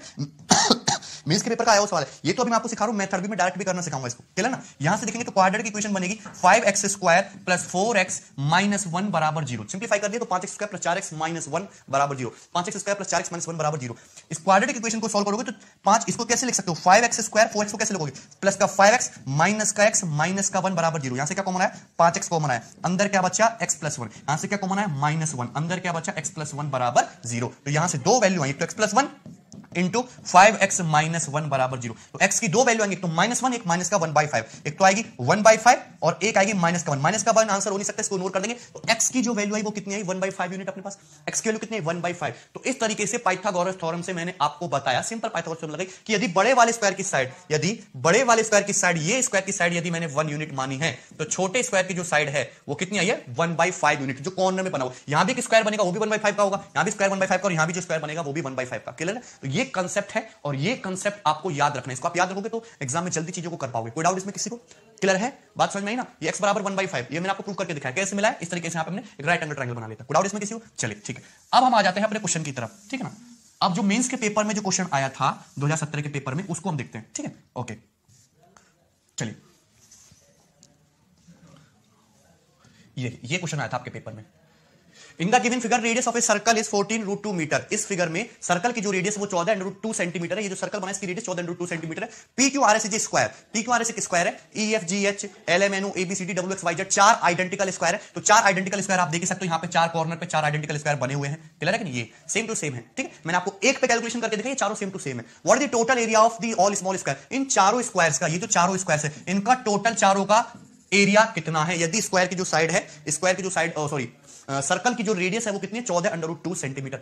अब मैंने भी आपको रिलेशन बनाया कि बड़ा वाला स्क्वायर और छोटू स्क्वायर, मोटू स्क्वायर छोटू स्क्वायर की, अगर मोटू स्क्वायर की साइड 1 है तो छोटू स्क्वायर की साइड क्या होगी 1/5 यूनिट। सर्कल की रेडियस दी है 14√2, ये होगा सर्कल का सेंटर 14√2। आगे बढ़ाओ, पूरा हो गया, डायमीटर कितना हो गया 28√2। तो डायमीटर यदि सर्कल का 28√2 है तो इस स्क्वायर का डायगोनल भी 28√2 है। यदि स्क्वायर का डायगोनल 28√2 है तो स्क्वायर की साइड कितनी होगी 28, स्क्वायर की साइड कितनी होगी 28। इसमें कोई दिक्कत किसी को, स्क्वायर की साइड कितनी होगी आपके पास 28। वो किस तरीके से आपका ये बनेगा ना 28√2, क्लियर ना। और मैंने बताया कि स्क्वायर का डायगोनल बाइसेक्ट करता है, ये भी 45 डिग्री ये भी 45 डिग्री, तो 28√2 है। तो 1:1:√2 के रेशियो में होगा, ये भी आपका 28 होगा, ये भी आपका 28 होगा। तो स्क्वायर की साइड कितनी है आपकी 28 है ना, क्लियर है, कोई डाउट इसमें। चलिए अब देखो ध्यान से, तो अगर ये 28 है, ये स्क्वायर की साइड कितनी है आपकी 28, तो छोटू स्क्वायर की साइड, यदि मैं छोटू स्क्वायर की साइड की बात करूं तो छोटू स्क्वायर की साइड कितना आई आपकी 28/5, 28/5, क्लियर है नहीं। तो x बराबर 28/5 आ गया, तो कितना आ गया 5 × 5 = 25, 5.6, x बराबर कितना आ गया तुम्हारा 5.6, क्लियर है, कोई डाउट किसी को, x बराबर 5.6। तो एक छोटू स्क्वायर की साइड 5.6 है, तो एक छोटू स्क्वायर का एरिया होगा कितना 5.6 का स्क्वायर, क्लियर है कि नहीं। क्योंकि ऐसे टोटल कितने स्क्वायर है, टोटल ऐसे 4 स्क्वायर, तो 5.6 का होल स्क्वायर इंटू 4, 5.6 का होल स्क्वायर इंटू 4। तो इस तरीके से जो आपका आंसर आ जाएगा ये कितना आएगा, मल्टीप्लाई करके 125.44, क्लियर है ना, 36 और 24। B option is the correct answer 125.44। तो अगर आपको ये रिजल्ट याद है तो आप इस क्वेश्चन को मात्र 10 से 20 सेकंड में इजीली सॉल्व कर सकते हो। 5.6 का स्क्वायर इंटू 4, कोई दिक्कत इसमें किसी को, क्लियर है, आसान सी बात है। बड़े स्क्वायर की साइड 1 तो छोटी की साइड स्क्वायर की साइड कितनी 1/5, क्लियर है। चलिए, लेकिन अगर आपको ये रिजल्ट याद नहीं है तो आप इस क्वेश्चन को फिर कितनी देर में करोगे 5 सेकंड में करोगे, फिर और भी जल्दी करोगे। क्यों, ध्यान से देखना इस क्वेश्चन को, ठीक है ना। आपको ये निकालना है, स्क्वायर की साइड निकालनी है, ठीक है, स्क्वायर का एरिया निकालना। कुछ सोचने की जरूरत ही नहीं है, कुछ सोचने की जरूरत नहीं। देखो छोटू सा स्क्वायर, देखो ये मरा पड़ा है यहाँ पे कोने में दबा पड़ा है, दिख रहा है छोटू स्क्वायर सबको दिख रहा है कि नहीं, क्लियर है। सर्कल की रेडियस कितनी दी है 14√2, तो डायमीटर कितना हो जाएगा 28√2, तो स्क्वायर की साइड कितनी आ गई 28।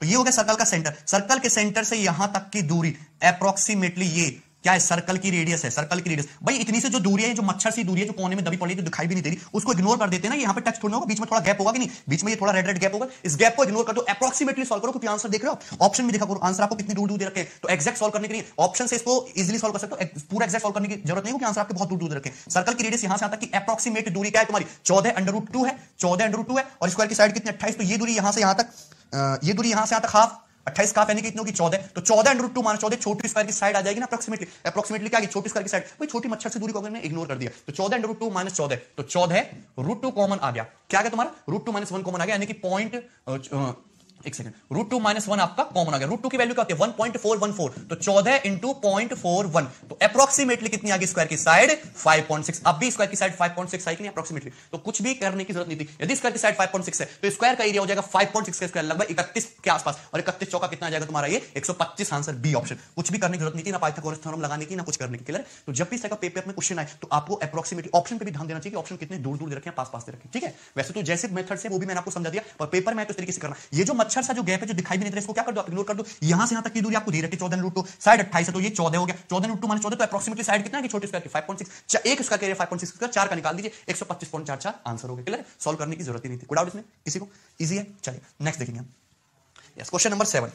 क्वेश्चन नंबर 7 बहुत आसान क्वेश्चन है, बहुत इजी है। ठीक है, इजी क्वेश्चन है। चलिए okay, in the given figure triangle PQR is right angle at Q। इस फिगर में PQR एक राइट एंगल ट्रायंगल है जो Q पे राइट एंगल है। ठीक है, Q पे क्या है तुम्हारा राइट एंगल है, तो ये हो गया तुम्हारा राइट एंगल, 90 डिग्री का एंगल है। क्लियर है? And the point S and T are trisect the side QR, और S और T जो ट्राइसेक्ट करते हैं, यानी कि QS बराबर ST बराबर TR, ये दे रखा है आपको। क्लियर है कि नहीं?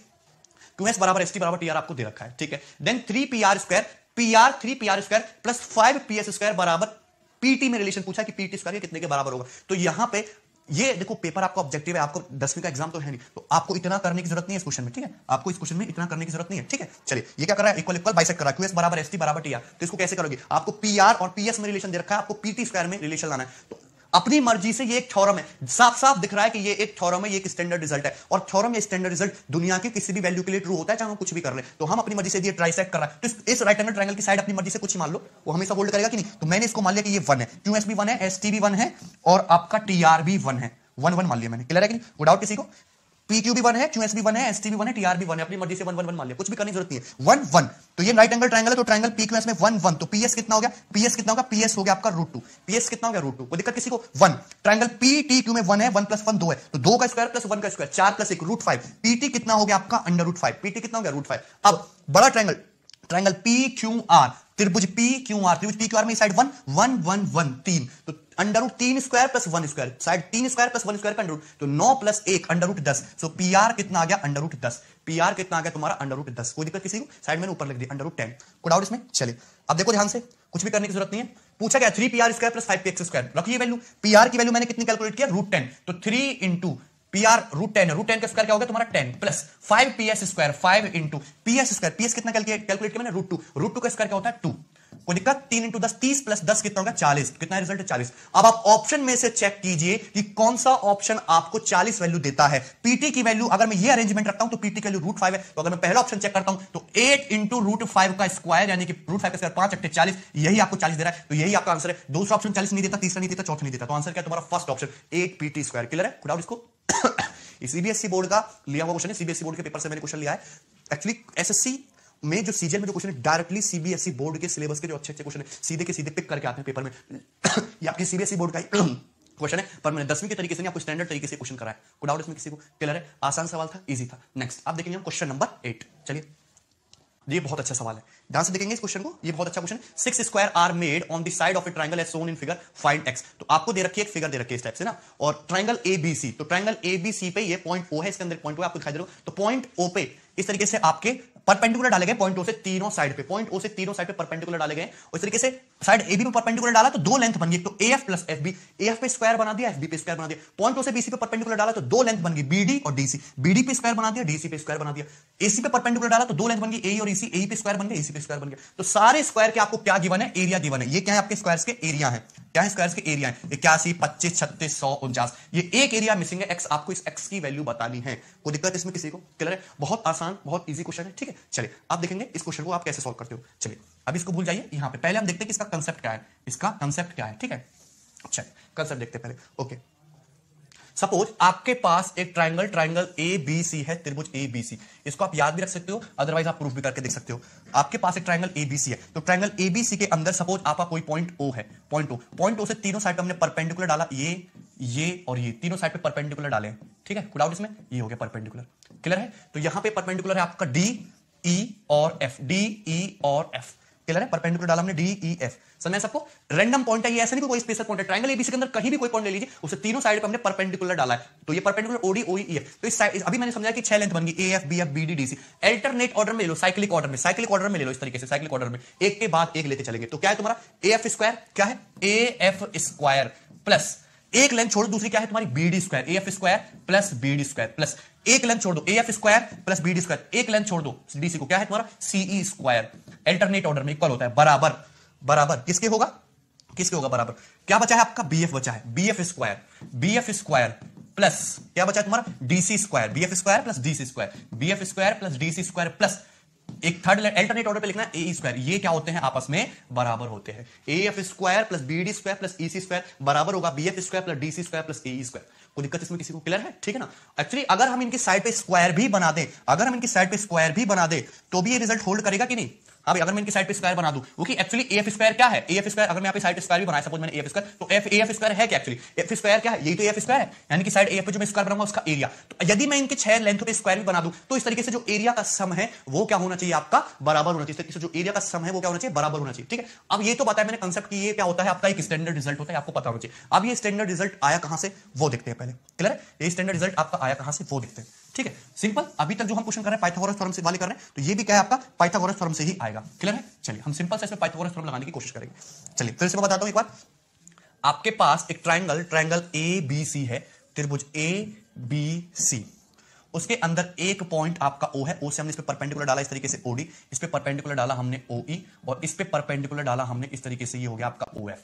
तीनों साइड पे हमने परपेंडिकुलर डाल दिया, क्लियर है, कोई डाउट इसमें। चलिए अब हमको प्रूफ करना है कि A B square A F square plus B D square plus C square, पहले हम इसको लेते हैं, A F square plus B D square plus B D square plus CE square plus CE square, clear है। ठीक, हम क्या करते हैं कि हमने बी से ओ को मिलाया, हमने बी से ओ को मिलाया, हमने ओ से सी को मिलाया, हमने ए से ओ को मिलाया, इन सबको मिला दिया, कोई दिक्कत किसी को। चलिए और मिलाने के बाद हमने ये लेंथ नाम रख दिए सबके, ये ए है, ये बी है, ये सी है, ये डी है, ये ई है, ये एफ है, इस तरीके से हमने नाम रख दिया, क्लियर है ना। अब हम यदि ए एफ स्क्वायर की बात करें, ए एफ स्क्वायर की, तो ए एफ स्क्वायर क्या है, ये 90 डिग्री, इस राइट एंगल ट्रायंगल में ए एफ ओ में 90 डिग्री के सामने क्या है तुम्हारा ए है, और ये क्या है तुम्हारा बी, तो ए एफ स्क्वायर की वैल्यू क्या हो जाएगी, ए एफ स्क्वायर की वैल्यू हो जाएगी तुम्हारी A square minus B square. Pythagoras theorem से क्या हो जाएगी, A square minus B square. Triangle A O F में बात करेंगे, त्रिभुज ए ओ एफ में, इस वाले त्रिभुज एफ ईच पर एक ट्रायंगल पर पाइथागोरस थ्योरम 90 डिग्री के सामने ए है, ये बी है, तो ए एफ स्क्वायर आएगा तुम्हारा A square minus B square plus, यदि मैं बी डी स्क्वायर की बात करूं तो बी डी स्क्वायर के लिए कौन से ट्रायंगल में फोकस करूंगा, इस वाले ट्रायंगल में, इस वाले ट्रायंगल में ये एंगल कितना है 90 डिग्री, तो बी डी स्क्वायर क्या होगा तुम्हारा C square minus D square, क्या होगा तुम्हारा C square minus D square plus, यदि मैं सी स्क्वायर निकालना है तो सी स्क्वायर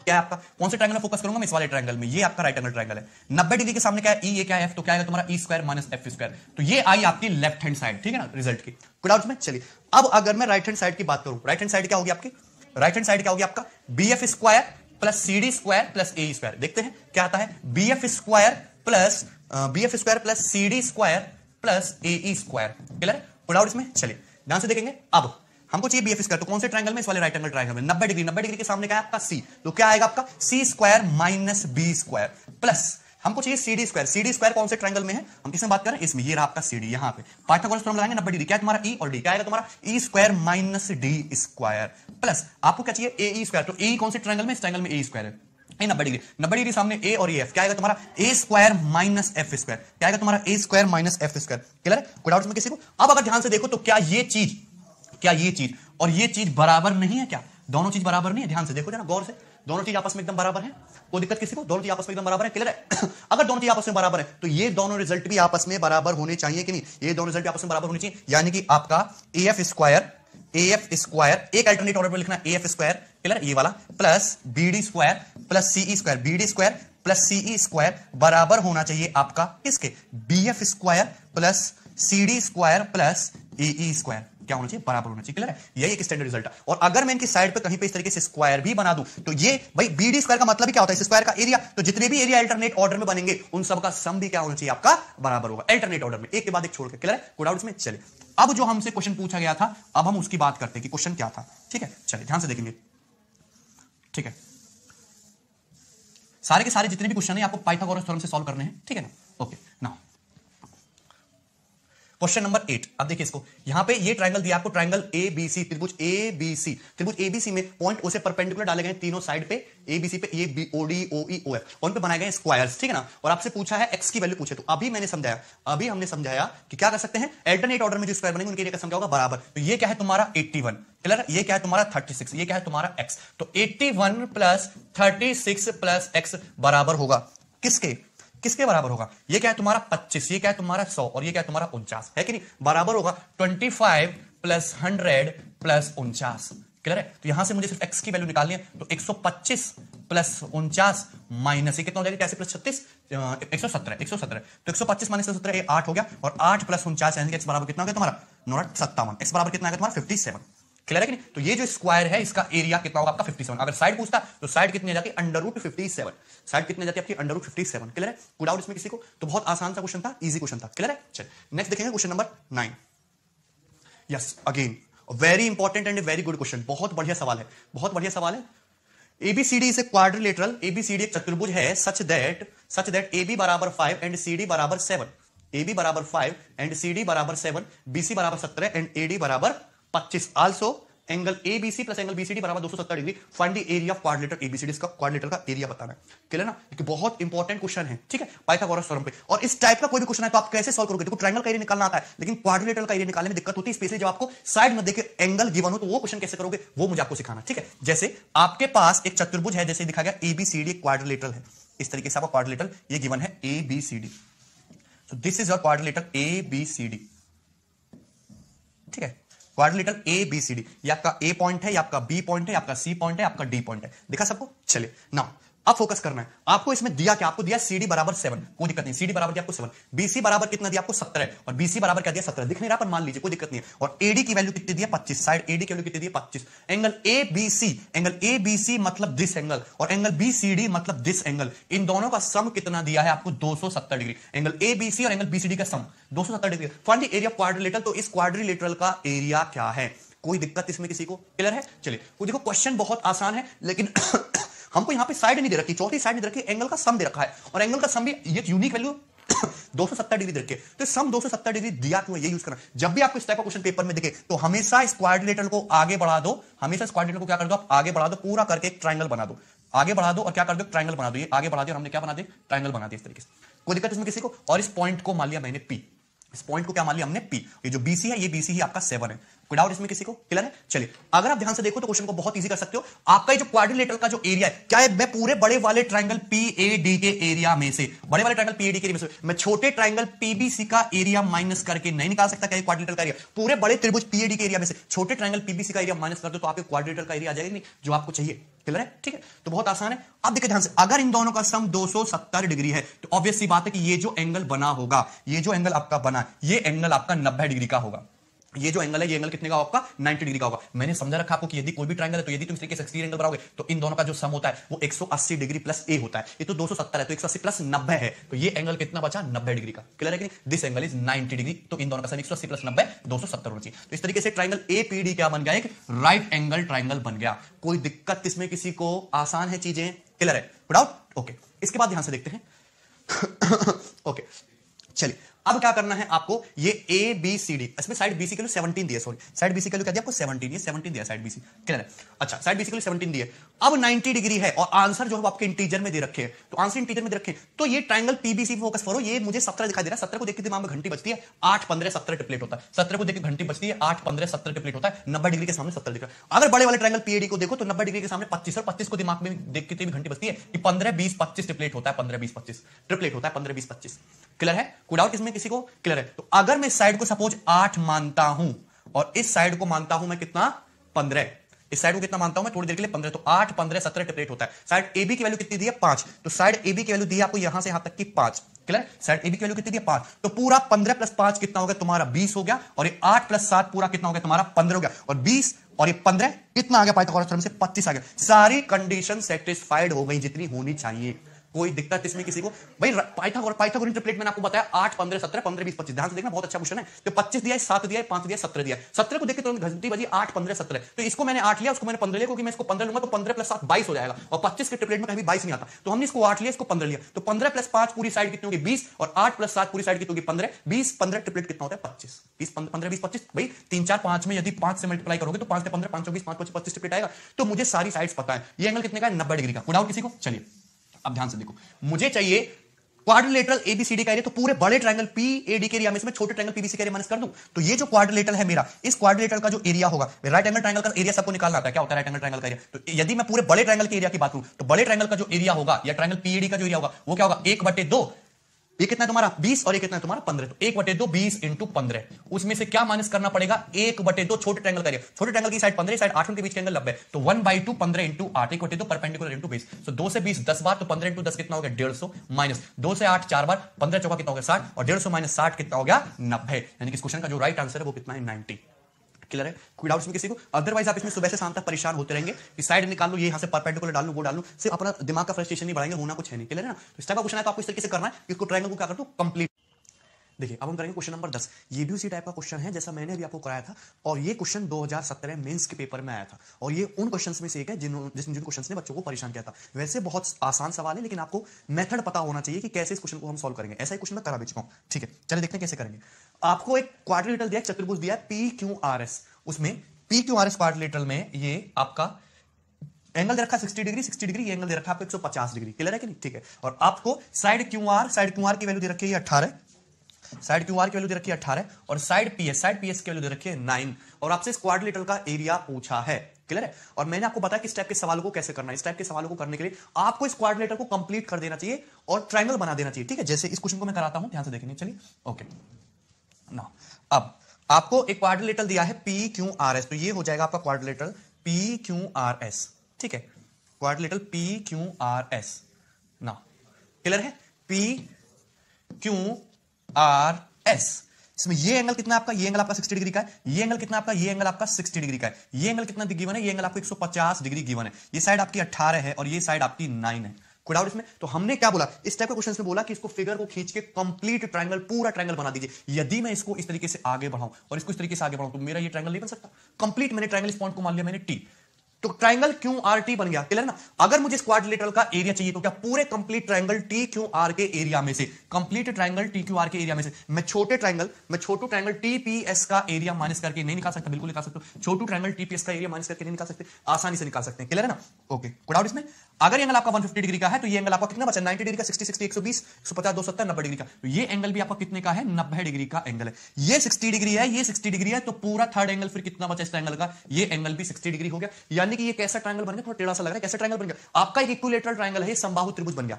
यानी कि अगर ये साइड 18 है तो इक्विलेटरल ट्रायंगल की ये साइड भी आपकी कितनी होगी 18 ही होगी, और दूसरी तीसरी साइड भी क्या होगी आपकी 18 ही होगी। तो पूरे बड़े इक्विलेटरल ट्रायंगल के एरिया में से छोटे ट्रायंगल का एरिया माइनस करना। ये 60 डिग्री है, ये 90 डिग्री है, तो ट्रायंगल का जो थर्ड एंगल होगा वो कितने का होगा 30 डिग्री का होगा। कितने का होगा 30 डिग्री का होगा। अब मेरे पास एंगल 90 डिग्री 30 डिग्री 60 डिग्री, मुझको पता है कि 30 90 60 ट्रायंगल क्या होता है, 30 90 60 ट्रायंगल क्या होता है, सबको पता है। क्लियर है कि नहीं? कोई डाउट्स में? ठीक है, जैसे हम आपको बता चुके हैं कि सपोज आपके पास कोई ट्रायंगल है, ये एंगल यदि 90 डिग्री का है, ये एंगल 30 डिग्री का है, और ये एंगल आपका 60 डिग्री का है। तो 30 डिग्री के सामने होता है 1 यूनिट, 60 डिग्री के सामने होता है √3 यूनिट, और 90 डिग्री के सामने क्या होता है आपका 2 यूनिट। तो अगर 60 डिग्री के सामने 9 यूनिट है, 60 डिग्री के सामने यदि 9 यूनिट है, यानी कि √3 यूनिट की जगह क्या दे रखा है आपको 9, तो 1 यूनिट के लिए क्या हो जाएगी 9/√3, यानी कि 3√3। 1 यूनिट के लिए क्या हो जाएगी आपकी 3√3। तो 30 डिग्री के सामने 3√3 होगा, यानी कि T से S तक की दूरी कितनी आ गई 3√3। T से S तक की दूरी कितनी आ गई 3√3। क्लियर है ना? कोई डाउट इसमें किसी को? ना, अब क्वेश्चन खत्म हो गया। मैंने क्या बोला इस टाइप के क्वेश्चन को सॉल्व करने के लिए कि पूरे बड़े ट्रायंगल के एरिया में से छोटे ट्रायंगल का एरिया माइनस कर दो। पूरा कंप्लीट ट्रायंगल क्या है आपका एक इक्विलेटरल ट्रायंगल है जिसकी साइड कितनी 18 18 18 60 60 60 ना 18। तो पूरे बड़े ट्रायंगल का एरिया क्या हो जाएगा √3/4 18 का स्क्वायर, यानी कि 18 × 18। उसे माइनस कर देंगे इस राइट एंगल ट्रायंगल TSP का एरिया, ये माइनस कर देंगे। इस राइट एंगल ट्रायंगल की साइड 9 है, ये साइड 3√3 है, के बीच का एंगल कितना है 90 डिग्री। इस तरीके से है कि ये साइड आपकी 3√3 है और ये साइड आपकी 9 है, के बीच का एंगल 90 डिग्री। तो राइट एंगल ट्रायंगल का एरिया 1/2 परपेंडिकुलर इंटू बेस 1/2 आधार गुणा ऊंचाई, तो 1/2 आधार 9 और ऊंचाई कितनी हो जाएगी आपकी 3√3। ऊंचाई कितनी हो जाएगी 3√3। कोई दिक्कत इसमें किसी को? ठीक है, चलिए सिंपलीफाई करेंगे तो 2 से 9 बार जाएगा, और ये 2 बार, और ये 2 नाम 18, तो 9 नाम 81 √3 माइनस, और ये कितना जाएगा 27√3/2, 27√3/2 ये आएगा। क्लियर ना, 81√3 माइनस 27 अंडर रूट 3/2, 81 दूनी कितना 162, 162 माइनस 27 कितना हो जाएगा आपका 135, 135√3/2, ये आपका करेक्ट आंसर होगा, सी ऑप्शन। क्लियर है, कोई डाउट्स में? तो इस क्वेश्चन का करेक्ट आंसर क्या है आपका, सी ऑप्शन। इस तरीके से आपको करना है, बहुत आसान सवाल है, बस क्या करना है, ट्रायंगल को थोड़ा सा आगे बढ़ा देना, आपको कंस्ट्रक्शन करना पड़ेगा, ठीक है। तो ये इस टाइप के क्या है, यूनिक क्वेश्चन है। क्लियर है, चलिए आगे बढ़ेंगे, नेक्स्ट क्वेश्चन देखेंगे, question number 2। Yes, question number 2 देखिए, बहुत बढ़िया सवाल है, ठीक है ना, बहुत आसान है और बहुत बढ़िया सवाल है, ठीक है। चलिए ध्यान से देखने की कोशिश करेंगे इस क्वेश्चन को।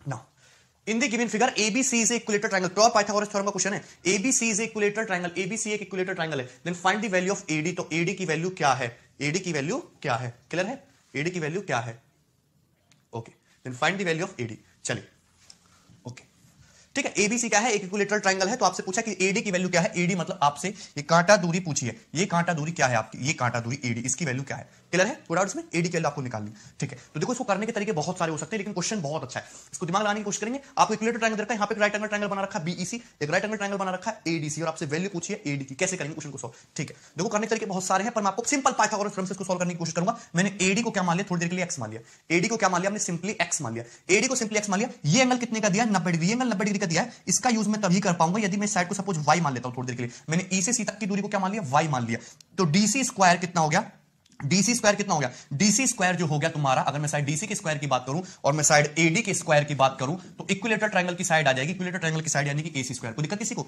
यदि मैं DC, ये right angle triangle DC square की बात करूं और AD स्क्वायर की बात करूं, तो इक्विलेटरल ट्रायंगल की साइड आ जाएगी यानी कि AC स्क्वायर। कोई दिक्कत इसमें?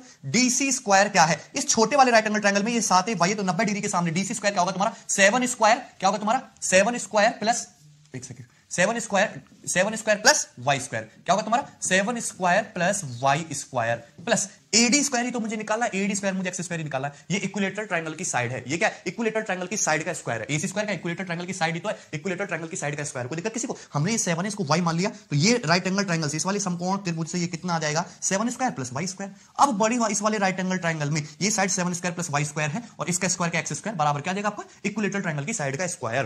कोई दिक्कत इसमें किसी को? आसान था यहां तक। चलिए अब देखेंगे नेक्स्ट, बट BC भी तो इक्विलेटरल ट्रायंगल की साइड है, ये जो BC है ये भी तो इक्विलेटरल ट्रायंगल की साइड है, ये जो BC है ये भी एक इक्विलेटरल ट्रायंगल की साइड है। तो अगर मैं इस वाले राइट एंगल ट्रायंगल से देखूं, इस वाले राइट एंगल ट्रायंगल से यदि आप बात करो, तो ये साइड कितनी है y, ये साइड कितनी है 7 और 3 10, तो साइड BC का स्क्वायर यानी कि इक्विलेटरल ट्रायंगल की साइड का square 7 3 10 square plus y square होना चाहिए कि नहीं, क्या होना चाहिए 10 स्क्वायर प्लस y स्क्वायर, ये होना चाहिए, क्या होना चाहिए 10 स्क्वायर प्लस वाई स्क्वायर। कोई दिक्कत किसी को? देखोगे ध्यान से तो वाई स्क्वायर से वाई स्क्वायर कट गया, एक्स स्क्वायर बराबर 100, 10 का स्क्वायर 100 और 49, 100 माइनस 49 कितना आएगा 51, तो एक्स की वैल्यू कितनी आ गई आपकी √51। This is the correct answer, x की वैल्यू कितनी आ गई √51। कोई डाउट है इसमें किसी को? बहुत सिंपल, बहुत आसान सा अच्छा क्वेश्चन था। एक बार मैं फिर से बता दे रहा हूं, आपको AD की वैल्यू निकालनी थी, एक्स सिंपल पाइथागोरस थ्योरम लगनी, AD का एक्स कौन से राइट एंगल ट्रायंगल मारा, इस वाले राइट एंगल ट्रायंगल में ADC में ये एक्स है, तो मुझे ये साइड चाहिए, पर ये साइड भी नहीं पता है, बट ये पता है कि ये 7 है, तो इसको हमने y मान लिया। अब इस साइड का स्क्वायर कितना हो गया 7 स्क्वायर प्लस वाई स्क्वायर, इस साइड का स्क्वायर कितना एक्स स्क्वायर, तो एक्स स्क्वायर प्लस 7 प्लस वाई स्क्वायर इक्विलेटरल ट्रायंगल की साइड का स्क्वायर, वो लिखा हुआ है सामने। फिर BC स्क्वायर भी तो इक्विलेटरल ट्रायंगल की साइड है BC, तो BC का स्क्वायर क्या हो जाएगा तुम्हारा 10 square plus Y square, 10 square plus Y square दोनों को इक्वल रख दिया। यहां से AD को हमने x माना था, x की वैल्यू कितनी आ गई √51। कोई डाउट? क्लियर था, सिंपल सा सवाल था। नेक्स्ट आगे बढ़ेंगे, नेक्स्ट क्वेश्चन देखेंगे। Yes, question number 12। देखिए अभी तक मैंने जितने आपको 11 क्वेश्चन कराए ये सिंपल पाइथागोरस थ्योरम पे बेस्ड थे। अब मैं आपको जितने क्वेश्चन कराऊंगा आगे 20-25 वो सारे आपके कोसाइन रूल पे बेस्ड है, और अच्छे क्वेश्चन है, इजी क्वेश्चन है, थोड़े नए क्वेश्चन भी हैं, आपको सारे के सारे क्वेश्चन ट्राई करने हैं। क्लियर है? चलिए देखिए बहुत आसान सा सवाल है, कोसाइन रूल का सबसे सिंपल सा फॉर्मूला देखेंगे। इन the given figure find the value of PR। इस फिगर में PR की वैल्यू क्या है, ये कितना दिया है, ये दिया है आपको 2 सेंटीमीटर, ये कितना दिया आपको 1 + √3 सेंटीमीटर, एंगल कितने का दिया 60 डिग्री का, आप एक्स के लिए पूछिए।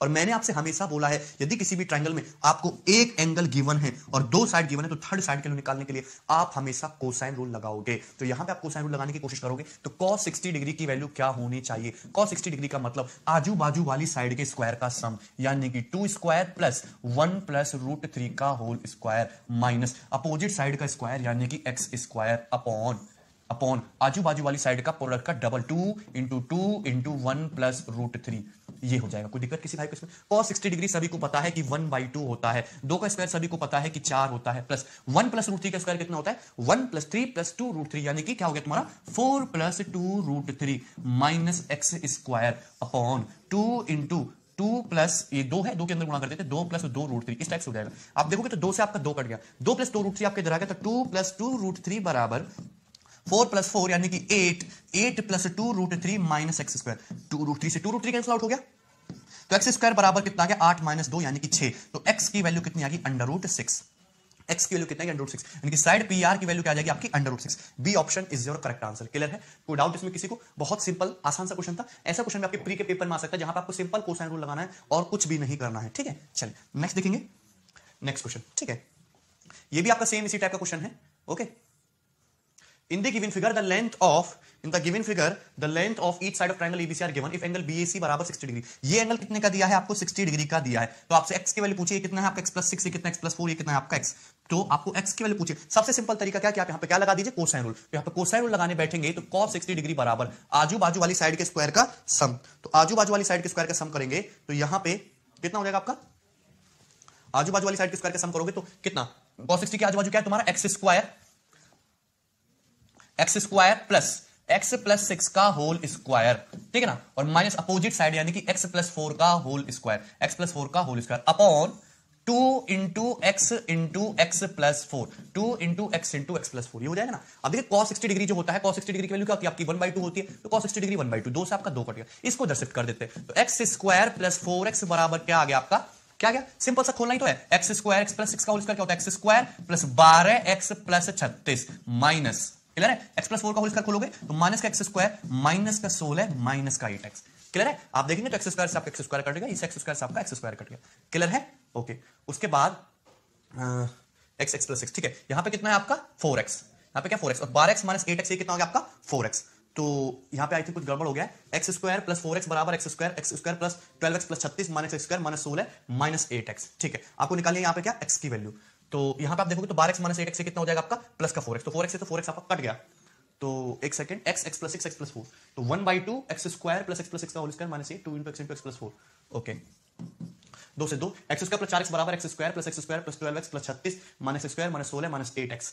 तो यहाँ पे 36 माइनस 16 कितना हो गया आपका? 20 और 12x minus 8x 2 × x sorry, यहाँ पे क्या आएगा आपका? x + 6 आएगा।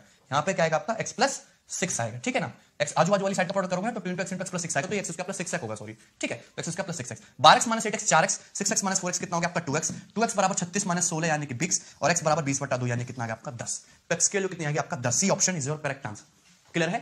कोई डाउट इसमें? बहुत आसान से सवाल था, इजी था, सिंपल। आपको कोसाइन रूल लगाना था, एरर होगी इसकी। इसमें क्या आएगा तुम्हारा? 2 × x + 6 आजू बाजू वाली साइड का प्रोडक्ट आना है। क्लियर? कोई डाउट इसमें? चलिए आगे बढ़ेंगे। नेक्स्ट, यस, ओके, इसको देखिए क्वेश्चन नंबर 14 को। क्वेश्चन नंबर 14, ठीक है। इफ, और देखिए इस टाइप के क्वेश्चन को जो करने का तरीका है, मैं आपको इस टाइप के 5-6 क्वेश्चन कराऊंगा, ठीक है ना। इस टाइप के मैं आपको 5-6 क्वेश्चन कराऊंगा। इसमें क्या दे रखा है आपको? एक अलजेब्रिक एक्सप्रेशन दे रखा है, a⁴ + b⁴ + c⁴ minus 2a² b² minus 2a² c² बराबर b² + c², then angle a = what? Angle a की वैल्यू क्या है?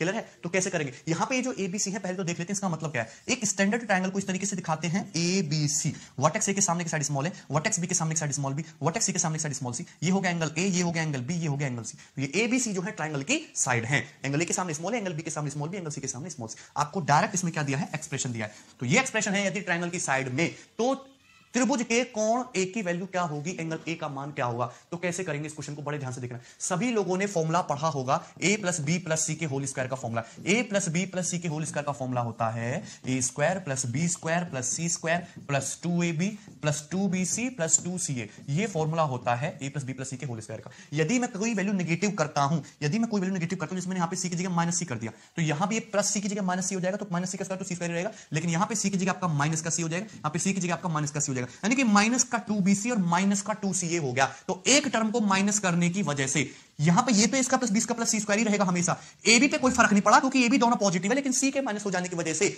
यहां पे जो c आ रहा था माइनस का 2bc और माइनस का 2ca हो गया। लेकिन AB पे कोई फर्क नहीं पड़ा क्योंकि a और b ये दोनों क्या है? आपस में पॉजिटिव है। क्लियर?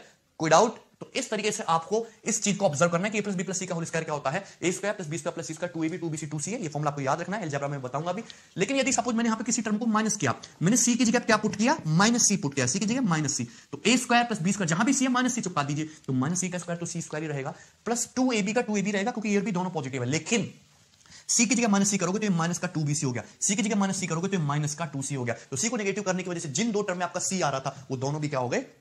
नेगेटिव हो गए। आपको यहां पे इसी चीज का ध्यान रखना है क्वेश्चन को सॉल्व करते समय। तो अगर आप यहां पे ध्यान से देखो, आपको दिया क्या गया है? आपको दिया गया है a⁴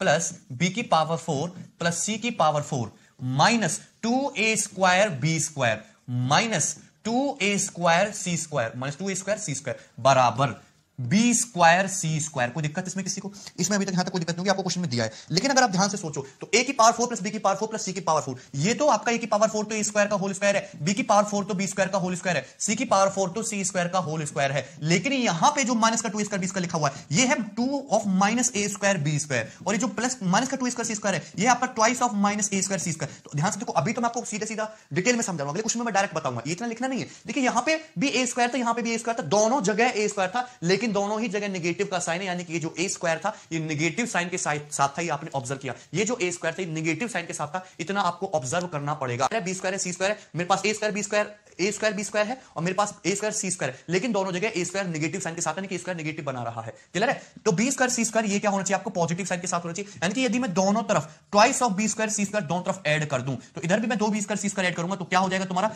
3b square c square हो जाएगा, 3b स्क्वायर c स्क्वायर हो जाएगा। क्लियर है ना? क्या हो गया आपका? 3b स्क्वायर c स्क्वायर हो गया। और इसमें दोनों तरफ हमने 2b स्क्वायर c स्क्वायर क्या कर दिया आपका? ऐड कर दिया। क्लियर है? ध्यान से देखो तो यहां पे ये भी एक अलजेब्रिक एक्सप्रेशन बन गया, जो मैंने अभी आपको एक्सप्लेन किया था, a square plus b square plus c square बराबर, जहां पे आपका माइनस a स्क्वायर है माइनस c स्क्वायर है, लेकिन b स्क्वायर c स्क्वायर दोनों ही पॉजिटिव हैं। यानी कि ये जो एक्सप्रेशन है ये आपका b square plus c square minus a square का होल स्क्वायर है, लेफ्ट हैंड साइड में b square plus c square minus a square का होल स्क्वायर है। देखोगे तो b की पावर 4 प्लस c की पावर 4 प्लस a की पावर 4 एज इट इज रहेगा, 2b स्क्वायर c स्क्वायर आना ही आना है लेकिन माइनस का 2a स्क्वायर c स्क्वायर और माइनस का 2a स्क्वायर b स्क्वायर आएगा, क्योंकि a स्क्वायर नेगेटिव साइन के साथ है। क्लियर? कोई डाउट इसमें? बहुत आसान सा लॉजिक था। 3b स्क्वायर c स्क्वायर को सभी लोग देख सकते हो कि ये आपका √3bc का होल स्क्वायर है। क्या है आपका? √3bc का होल स्क्वायर। कोई दिक्कत इसमें किसी को? सभी लोग यहाँ पे इग्नोर कर सकते हो 2 को, ठीक है? सभी लोग इग्नोर कर सकते हो, यहाँ पे 2 को इग्नोर कर सकते हो। मतलब हमने दोनों तरफ रूट ले लोगे तो क्या बचेगा? बराबर आपका √3bc, दोनों तरफ रूट ले लोगे क्या बचेगा? √3bc। कोई दिक्कत इसमें? bc को आप इधर शिफ्ट कर सकते हो, तो bc को जब आप इधर शिफ्ट करोगे तो bc आ जाएगा आप इधर। क्लियर है कि नहीं? दोनों तरफ 2 से डिवाइड कर सकते हो, तो दोनों तरफ 2 से डिवाइड भी कर सकते हो। कोई डाउट इसमें किसी को? b square plus c square minus a square upon 2bc किसके बराबर आ गया? √3/2 के बराबर आ गया। बट अगर ध्यान से देखो तो b square plus c square minus a square upon 2bc है क्या? ये आपका कॉस ऑफ एंगल है, कॉस a का फॉर्मूला, कोसाइन का जो मैंने आपको समझाया था, तो ये आपका कॉस a का फॉर्मूला है, और बराबर √3/2 दिख क्या रहा है आपको? √3/2 किसकी वैल्यू होती है? 30 डिग्री की वैल्यू होती है। तो एंगल ए की वैल्यू कितनी आ गई आपकी? 30 डिग्री। एंगल ए की वैल्यू कितनी आ गई आपकी? 30 degree. B option is the correct answer. ठीक है? साइन 60 √3/2 होता है और cos 30 √3/2 होता है। तो इस क्वेश्चन का जो राइट आंसर है वो क्या है आपका? एंगल ए की वैल्यू पूछी थी, क्या आंसर आएगा आपका? 30 डिग्री। कोई डाउट इसमें किसी को? बहुत आसान है, लॉजिकल क्वेश्चन है, इजी है। चलिए आगे बढ़ेंगे। Next question number 6। Question number 6 भी आपका सेम इसी टाइप का क्वेश्चन है जो हमने आपको बताया था। a स्क्वायर प्लस b की पावर 4 और प्लस c की power 4 minus b square c square plus a square. इस क्वेश्चन में एक एरर है, उसको ठीक कर लेंगे। यहाँ पे माइनस का 2b स्क्वायर है, माइनस का 2b square c square plus a square बराबर 0। क्लियर है? यानी कि आपको क्वेश्चन में ये गिवन है, यदि a की पावर 4 प्लस b की पावर 4 प्लस c की पावर 4, यहाँ पे अगर मैं मल्टीप्लाई कर दूं तो क्या होता है? ये माइनस का 2b स्क्वायर c स्क्वायर और माइनस का 2a square b square, minus का 2a स्क्वायर b स्क्वायर बराबर 0। ये आपको गिवन है, ये आपको गिवन है। क्लियर है कि नहीं?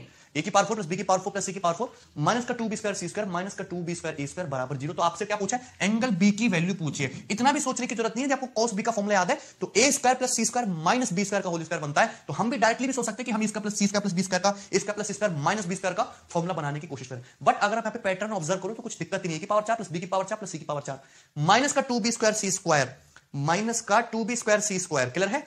और माइनस का 2 स्क्वायर b स्क्वायर। देखो यहां पे आपका b स्क्वायर यहां भी है, b स्क्वायर यहां भी है, दोनों जगह b स्क्वायर है, दोनों जगह नेगेटिव साइन आ रहा है, यानी कि दोनों जगह b स्क्वायर नेगेटिव साइन के साथ है, और बाकी जो 2 टर्म है a और c वो पॉजिटिव साइन के साथ है। तो फुल स्क्वायर बनाने में कमी किस चीज की है? 2a स्क्वायर c स्क्वायर की कमी है। यदि मैं दोनों तरफ 2a square c square add कर दूं, तो अगर आप ध्यान से देखो तो ये जो फॉर्मूला है, ये फॉर्मूला किस चीज का बन गया?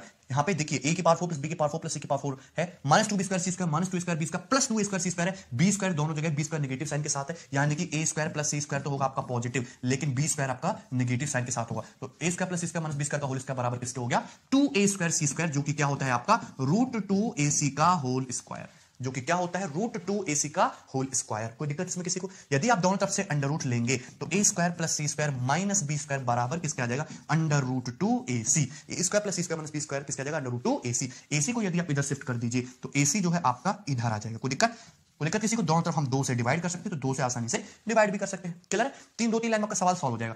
√2/2 क्या होता है आपका? 1/√2। √2/2 क्या होता है आपका? 1/√2। क्लियर है? कोई डाउट इसमें? चलिए अब ध्यान से देखो ये क्या बन गया, इसका plus C square minus B square upon 2ac, ये आपके cos b का फॉर्मूला है। cos b जो मैंने आपको कोसाइन रूल में सिखाया था, cos b, और cos b बराबर 1/√2, यानी कि क्या हो गया आपका cos 45 डिग्री, क्या हो गया cos 45 डिग्री। तो एंगल b की वैल्यू फिर कितने के बराबर आ गई, एंगल b की वैल्यू 45 डिग्री के बराबर आ गई। कोई दिक्कत इसमें किसी को? क्लियर है? आसान सवाल था, इजी क्वेश्चन था। आपको बस आइडेंटिटी पहचाननी है, A square plus B square plus C square वाली, फोकस करना है नेगेटिव साइन पे कि कौन सा टर्म है जो दोनों जगह नेगेटिव साइन लेके आ रहा है। क्लियर है? कोई डाउट? चले आगे बढ़ेंगे, नेक्स्ट देखेंगे। यस, ये अच्छा क्वेश्चन है, इजी क्वेश्चन है, ठीक है ना, ये थोड़ा टिपिकल है। इफ 1/a प्लस सी बराबर 1/b प्लस सी बराबर 3/a plus b plus C, जिसमें a is not equal to b not equal to c, a b c आपस में बराबर नहीं है, देन फाइंड एंगल c। तो एंगल c की वैल्यू क्या है? क्लियर? अदरवाइज तो आप इसमें a बराबर b बराबर c रखे 1/2 प्लस 1/2 बराबर 3/3, यानी कि 1 बराबर 1 आ गया, सेटिस्फाई करा लेते। तो एंगल c की वैल्यू क्या जाती है? 60 डिग्री, इक्विलेटरल ट्रायंगल। यदि यहां पे अगर आप देखो तो ये वर्बली सॉल्व हो रहा है, ए की जगह A B C equal equal रख दो, ए की जगह 1 रखो, सी की जगह 1 रखो, बी की जगह 1 रखो, तो 1/2 प्लस 1/2 1/2 प्लस 1/2 क्या होगा? 1 हो गया। 3/1 प्लस 1 प्लस 1 3/3 क्या होगा? 1 हो गया। तो left hand side right hand side के बराबर आ गई, क्योंकि ए बराबर बी बराबर सी पे सेटिस्फाई करता है। तो आपका एंगल सी की वैल्यू क्या आ रही है आपकी? 60 डिग्री होनी चाहिए, क्योंकि तीनों एंगल बराबर इक्विलेटरल ट्रायंगल हो जाएगा 60 60 60। बट क्वेश्चन में कंडीशन लगा दी कि A is not equal to B not equal to C, तब पूछा कि तब बताइए एंगल सी की वैल्यू क्या होगी। क्लियर है? तो अब आपको ये सॉल्व ही करना पड़ेगा, इसमें कोई दिक्कत नहीं होनी चाहिए। इसको सॉल्व करोगे तो मैं जल्दी से सॉल्व करना सिखाता हूं। यदि आप एलसीएम लोगे इस चीज का, तो एलसीएम लोगे तो एलसीएम लेने पे ऊपर क्या हो जाएगा? ऊपर तो हो जाएगा आपका b plus C plus A plus C, B plus C plus A plus C, और नीचे क्या हो जाएगा? a plus C into B plus C. ये हो जाएगा, कोई दिक्कत किसी को? बराबर 3/a plus B plus C, ये हो जाएगा। इसमें किसी को कोई दिक्कत है? किसी को दिक्कत? यहां पे अगर आप देखोगे तो ये हो क्या गया? ये हो गया आपका a plus B plus 2c, a plus B plus 2c, उससे मल्टीप्लाई हो जाएगी, पूरा का पूरा टर्म इधर आ जाएगा, a plus B plus C. Simple आपको सॉल्व करना है, बराबर थ्राइस ऑफ, ये कंप्लीट होता चला जाएगा, कंप्लीट होता चला जाएगा, thrice of a plus C into B plus C, thrice of a plus C into B plus C. कोई दिक्कत इसमें किसी को? क्लियर है? नो, अब अगर आप ध्यान से देखो तो ऐसा नहीं कि बच्चों की तरह आप इसकी एक ए में इसकी इसमें गुणा करने बैठे। एक टर्म ये मान लीजिए कि पूरा का पूरा एक टर्म a प्लस बी है, और पूरा का पूरा टर्म आपका a प्लस बी है, तो a प्लस बी की a प्लस बी में मल्टीप्लाई होगी तो आएगा क्या? a प्लस बी का whole square. a plus B की c में मल्टीप्लाई होगी, क्या आएगा तुम्हारा? a प्लस बी की c में मल्टीप्लाई होगा, तो a प्लस बी की c में मल्टीप्लाई करने पर a plus B into C आएगा। सिमिलरली 2c की मल्टीप्लाई करो, ये जो तीसरा टर्म बता 2c की मल्टीप्लाई करोगे a प्लस बी में, तो क्या आएगा? 2c into a plus B. भाई ध्यान से देखो, कैलकुलेशन अगर आसान करनी है, a प्लस बी दिख रहा है, a प्लस बी दिख रहा है, a plus B into a plus B क्या होगा? a प्लस बी का whole square. a plus B की c में गुणा किया तो a plus B into C, 2c की a प्लस बी में मल्टीप्लाई किया तो 2c into a plus B, तो हो क्या गया? ये 3c into a plus B नहीं हो गया? डायरेक्टली नहीं लिख सकते, 3c into a plus B लिख सकते हो डायरेक्टली। अब 2c की फिर किसमें गुणा बची? c में, तो 2c इंटू सी क्या हो गया आपका? 2c square. कोई डाउट इसमें किसी को? क्लियर है? चलिए नाउ यहां पे देखोगे तो 3 a की गुणा b में करोगे 3ab, a की गुणा c में करोगे 3ac, क्लियर है? c की गुणा b में करोगे 3bc, क्लियर है? c की गुणा c में करोगे तो 3c स्क्वायर, 3c स्क्वायर, ये बचा। कोई दिक्कत इसमें किसी को? 3ca और 3bc, 3ca 3bc, देखिए आपका क्या होगा? कैंसिल आउट होगा। कोई दिक्कत है इसमें किसी को? पूरा का पूरा टर्म क्या हो गया आपका? कट गया। ये यहां से यहां तक ये पूरा क्या हो गया आपका? कट गया, 3ac 3bc। यहां से क्या बचा? a प्लस बी का होल स्क्वायर, और यहां से क्या बचा? 3ab। कोई दिक्कत है इसमें किसी को? तो ये हो क्या गया? ये हो गया आपका a प्लस बी का होल स्क्वायर माइनस 3ab, और 2c स्क्वायर चला गया, तो 3c square minus 2c square क्या हो गया आपका? c square. क्लियर है? 3c square minus 2c square क्या होगा आपका? c square. अब a plus B square minus 3ab क्या होता है? a प्लस बी का whole square a square plus b square plus 2ab, और उसमें से माइनस 3ab करोगे तो बचा क्या? बचा a square plus b square minus ab, बराबर किसके बचा आपका? a square plus b square minus ab बराबर किसके बचा? c स्क्वायर के। कोई डाउट है इसमें किसी को? आसान है। c स्क्वायर को उधर लाते हैं, a square plus b square minus c square, और ab को उधर ले जाते हैं बराबर ab, क्योंकि आपको cos c का फॉर्मूला बनाना है। क्वेश्चन सॉल्व हो चुका है, यदि आप ध्यान से देखो ab को यदि इधर शिफ्ट कर दो तो बटे ab बराबर क्या आ गया? 1। क्लियर है? दोनों तरफ यदि मैं 2 चिपका दूं, दोनों तरफ यदि हम 2 चिपका दें तो क्या कोई दिक्कत है क्या? इसमें किसी को दिक्कत है? ध्यान से देखो तो ये चीज क्या बन गई? ये चीज क्या बन गई? ये ही तो आपका cos c का फॉर्मूला है, तो cos c बराबर क्या आ गया? 1/2। यदि cos c बराबर 1/2 है तो एंगल c की वैल्यू फिर कितनी आएगी? 60 डिग्री। यदि cos c बराबर 1/2 है तो एंगल c की वैल्यू क्या है आपकी? 60 डिग्री। तो क्वेश्चन नंबर 16 का जो करेक्ट आंसर है वो क्या है आपका? 60 डिग्री। ठीक है? कैलकुलेशन को मैंने थोड़ा शॉर्ट में किया है, इजी वे में किया है। क्लियर है? कोई डाउट इसमें? आप इसको 1 by 1 स्टेप बाय स्टेप समझ सकते हैं, आसान है। चलिए आगे बढ़ेंगे, नेक्स्ट देखेंगे क्वेश्चन नंबर 17। क्वेश्चन नंबर 17, चलिए ठीक है, ये बहुत आसान क्वेश्चन है, इसमें कुछ भी नहीं है। इन the given figure find the area. इस दिए गए चित्र में आपको ट्रायंगल का एरिया बताना है। इन the given figure find the area of triangle ABC. Clear है? दिए गए चित्र में त्रिभुज का क्षेत्रफल ज्ञात कीजिए। ये आपसे पूछा, त्रिभुज का क्षेत्रफल ज्ञात कीजिए। ये साइड 9 है, ये साइड आपकी x है, ये साइड आपकी 21 है, और ये जो एंगल दे रखा है आपको 120 डिग्री का दे रखा है। तो त्रिभुज का एरिया आप तभी निकाल पाओगे जब आपको या तो बेस पता हो, हाइट पता हो, तो हाइट को निकालने का तो कोई मतलब है नहीं। यदि मैं ये साइड एक्स निकाल लूं तो मुझे एक और फॉर्मूला पता है कि ट्रायंगल का एरिया होता है 1/2 साइड का प्रोडक्ट गुणा उनके बीच के एंगल का साइन। तो यदि मैं एक्स के लिए निकाल लेता हूं तो 1/2 साइड का प्रोडक्ट उनके बीच के एंगल का साइन फॉर्मूला लगा के हम आसानी से सॉल्व कर सकते हैं। तो पहला मेरा टारगेट है एक्स की वैल्यू निकालना, और मुझे पता है कि यदि त्रिभुज में एक एंगल गिवन हो और दो साइड गिवन हो तो थर्ड साइड की वैल्यू निकालने के लिए आप हमेशा कोसाइन रूल लगाते हो। इसमें कोसाइन रूल लगाएंगे तो cos 120 डिग्री, cos 120 डिग्री क्या आएगा आपका, आजू बाजू वाली साइड के स्क्वायर का सम यानी कि 9 square plus x square minus opposite side का स्क्वायर यानी कि 21 square upon 2 into 9 into x. ये हो जाएगा। कोई दिक्कत है इसमें किसी को?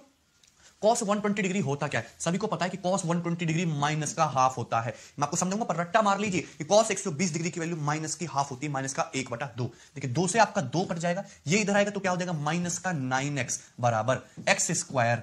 9 का स्क्वायर होता है 81, 21 का स्क्वायर 441, तो 81 माइनस 441 कितना बचा आपका, माइनस का 360। क्या बचा आपका, माइनस का 360।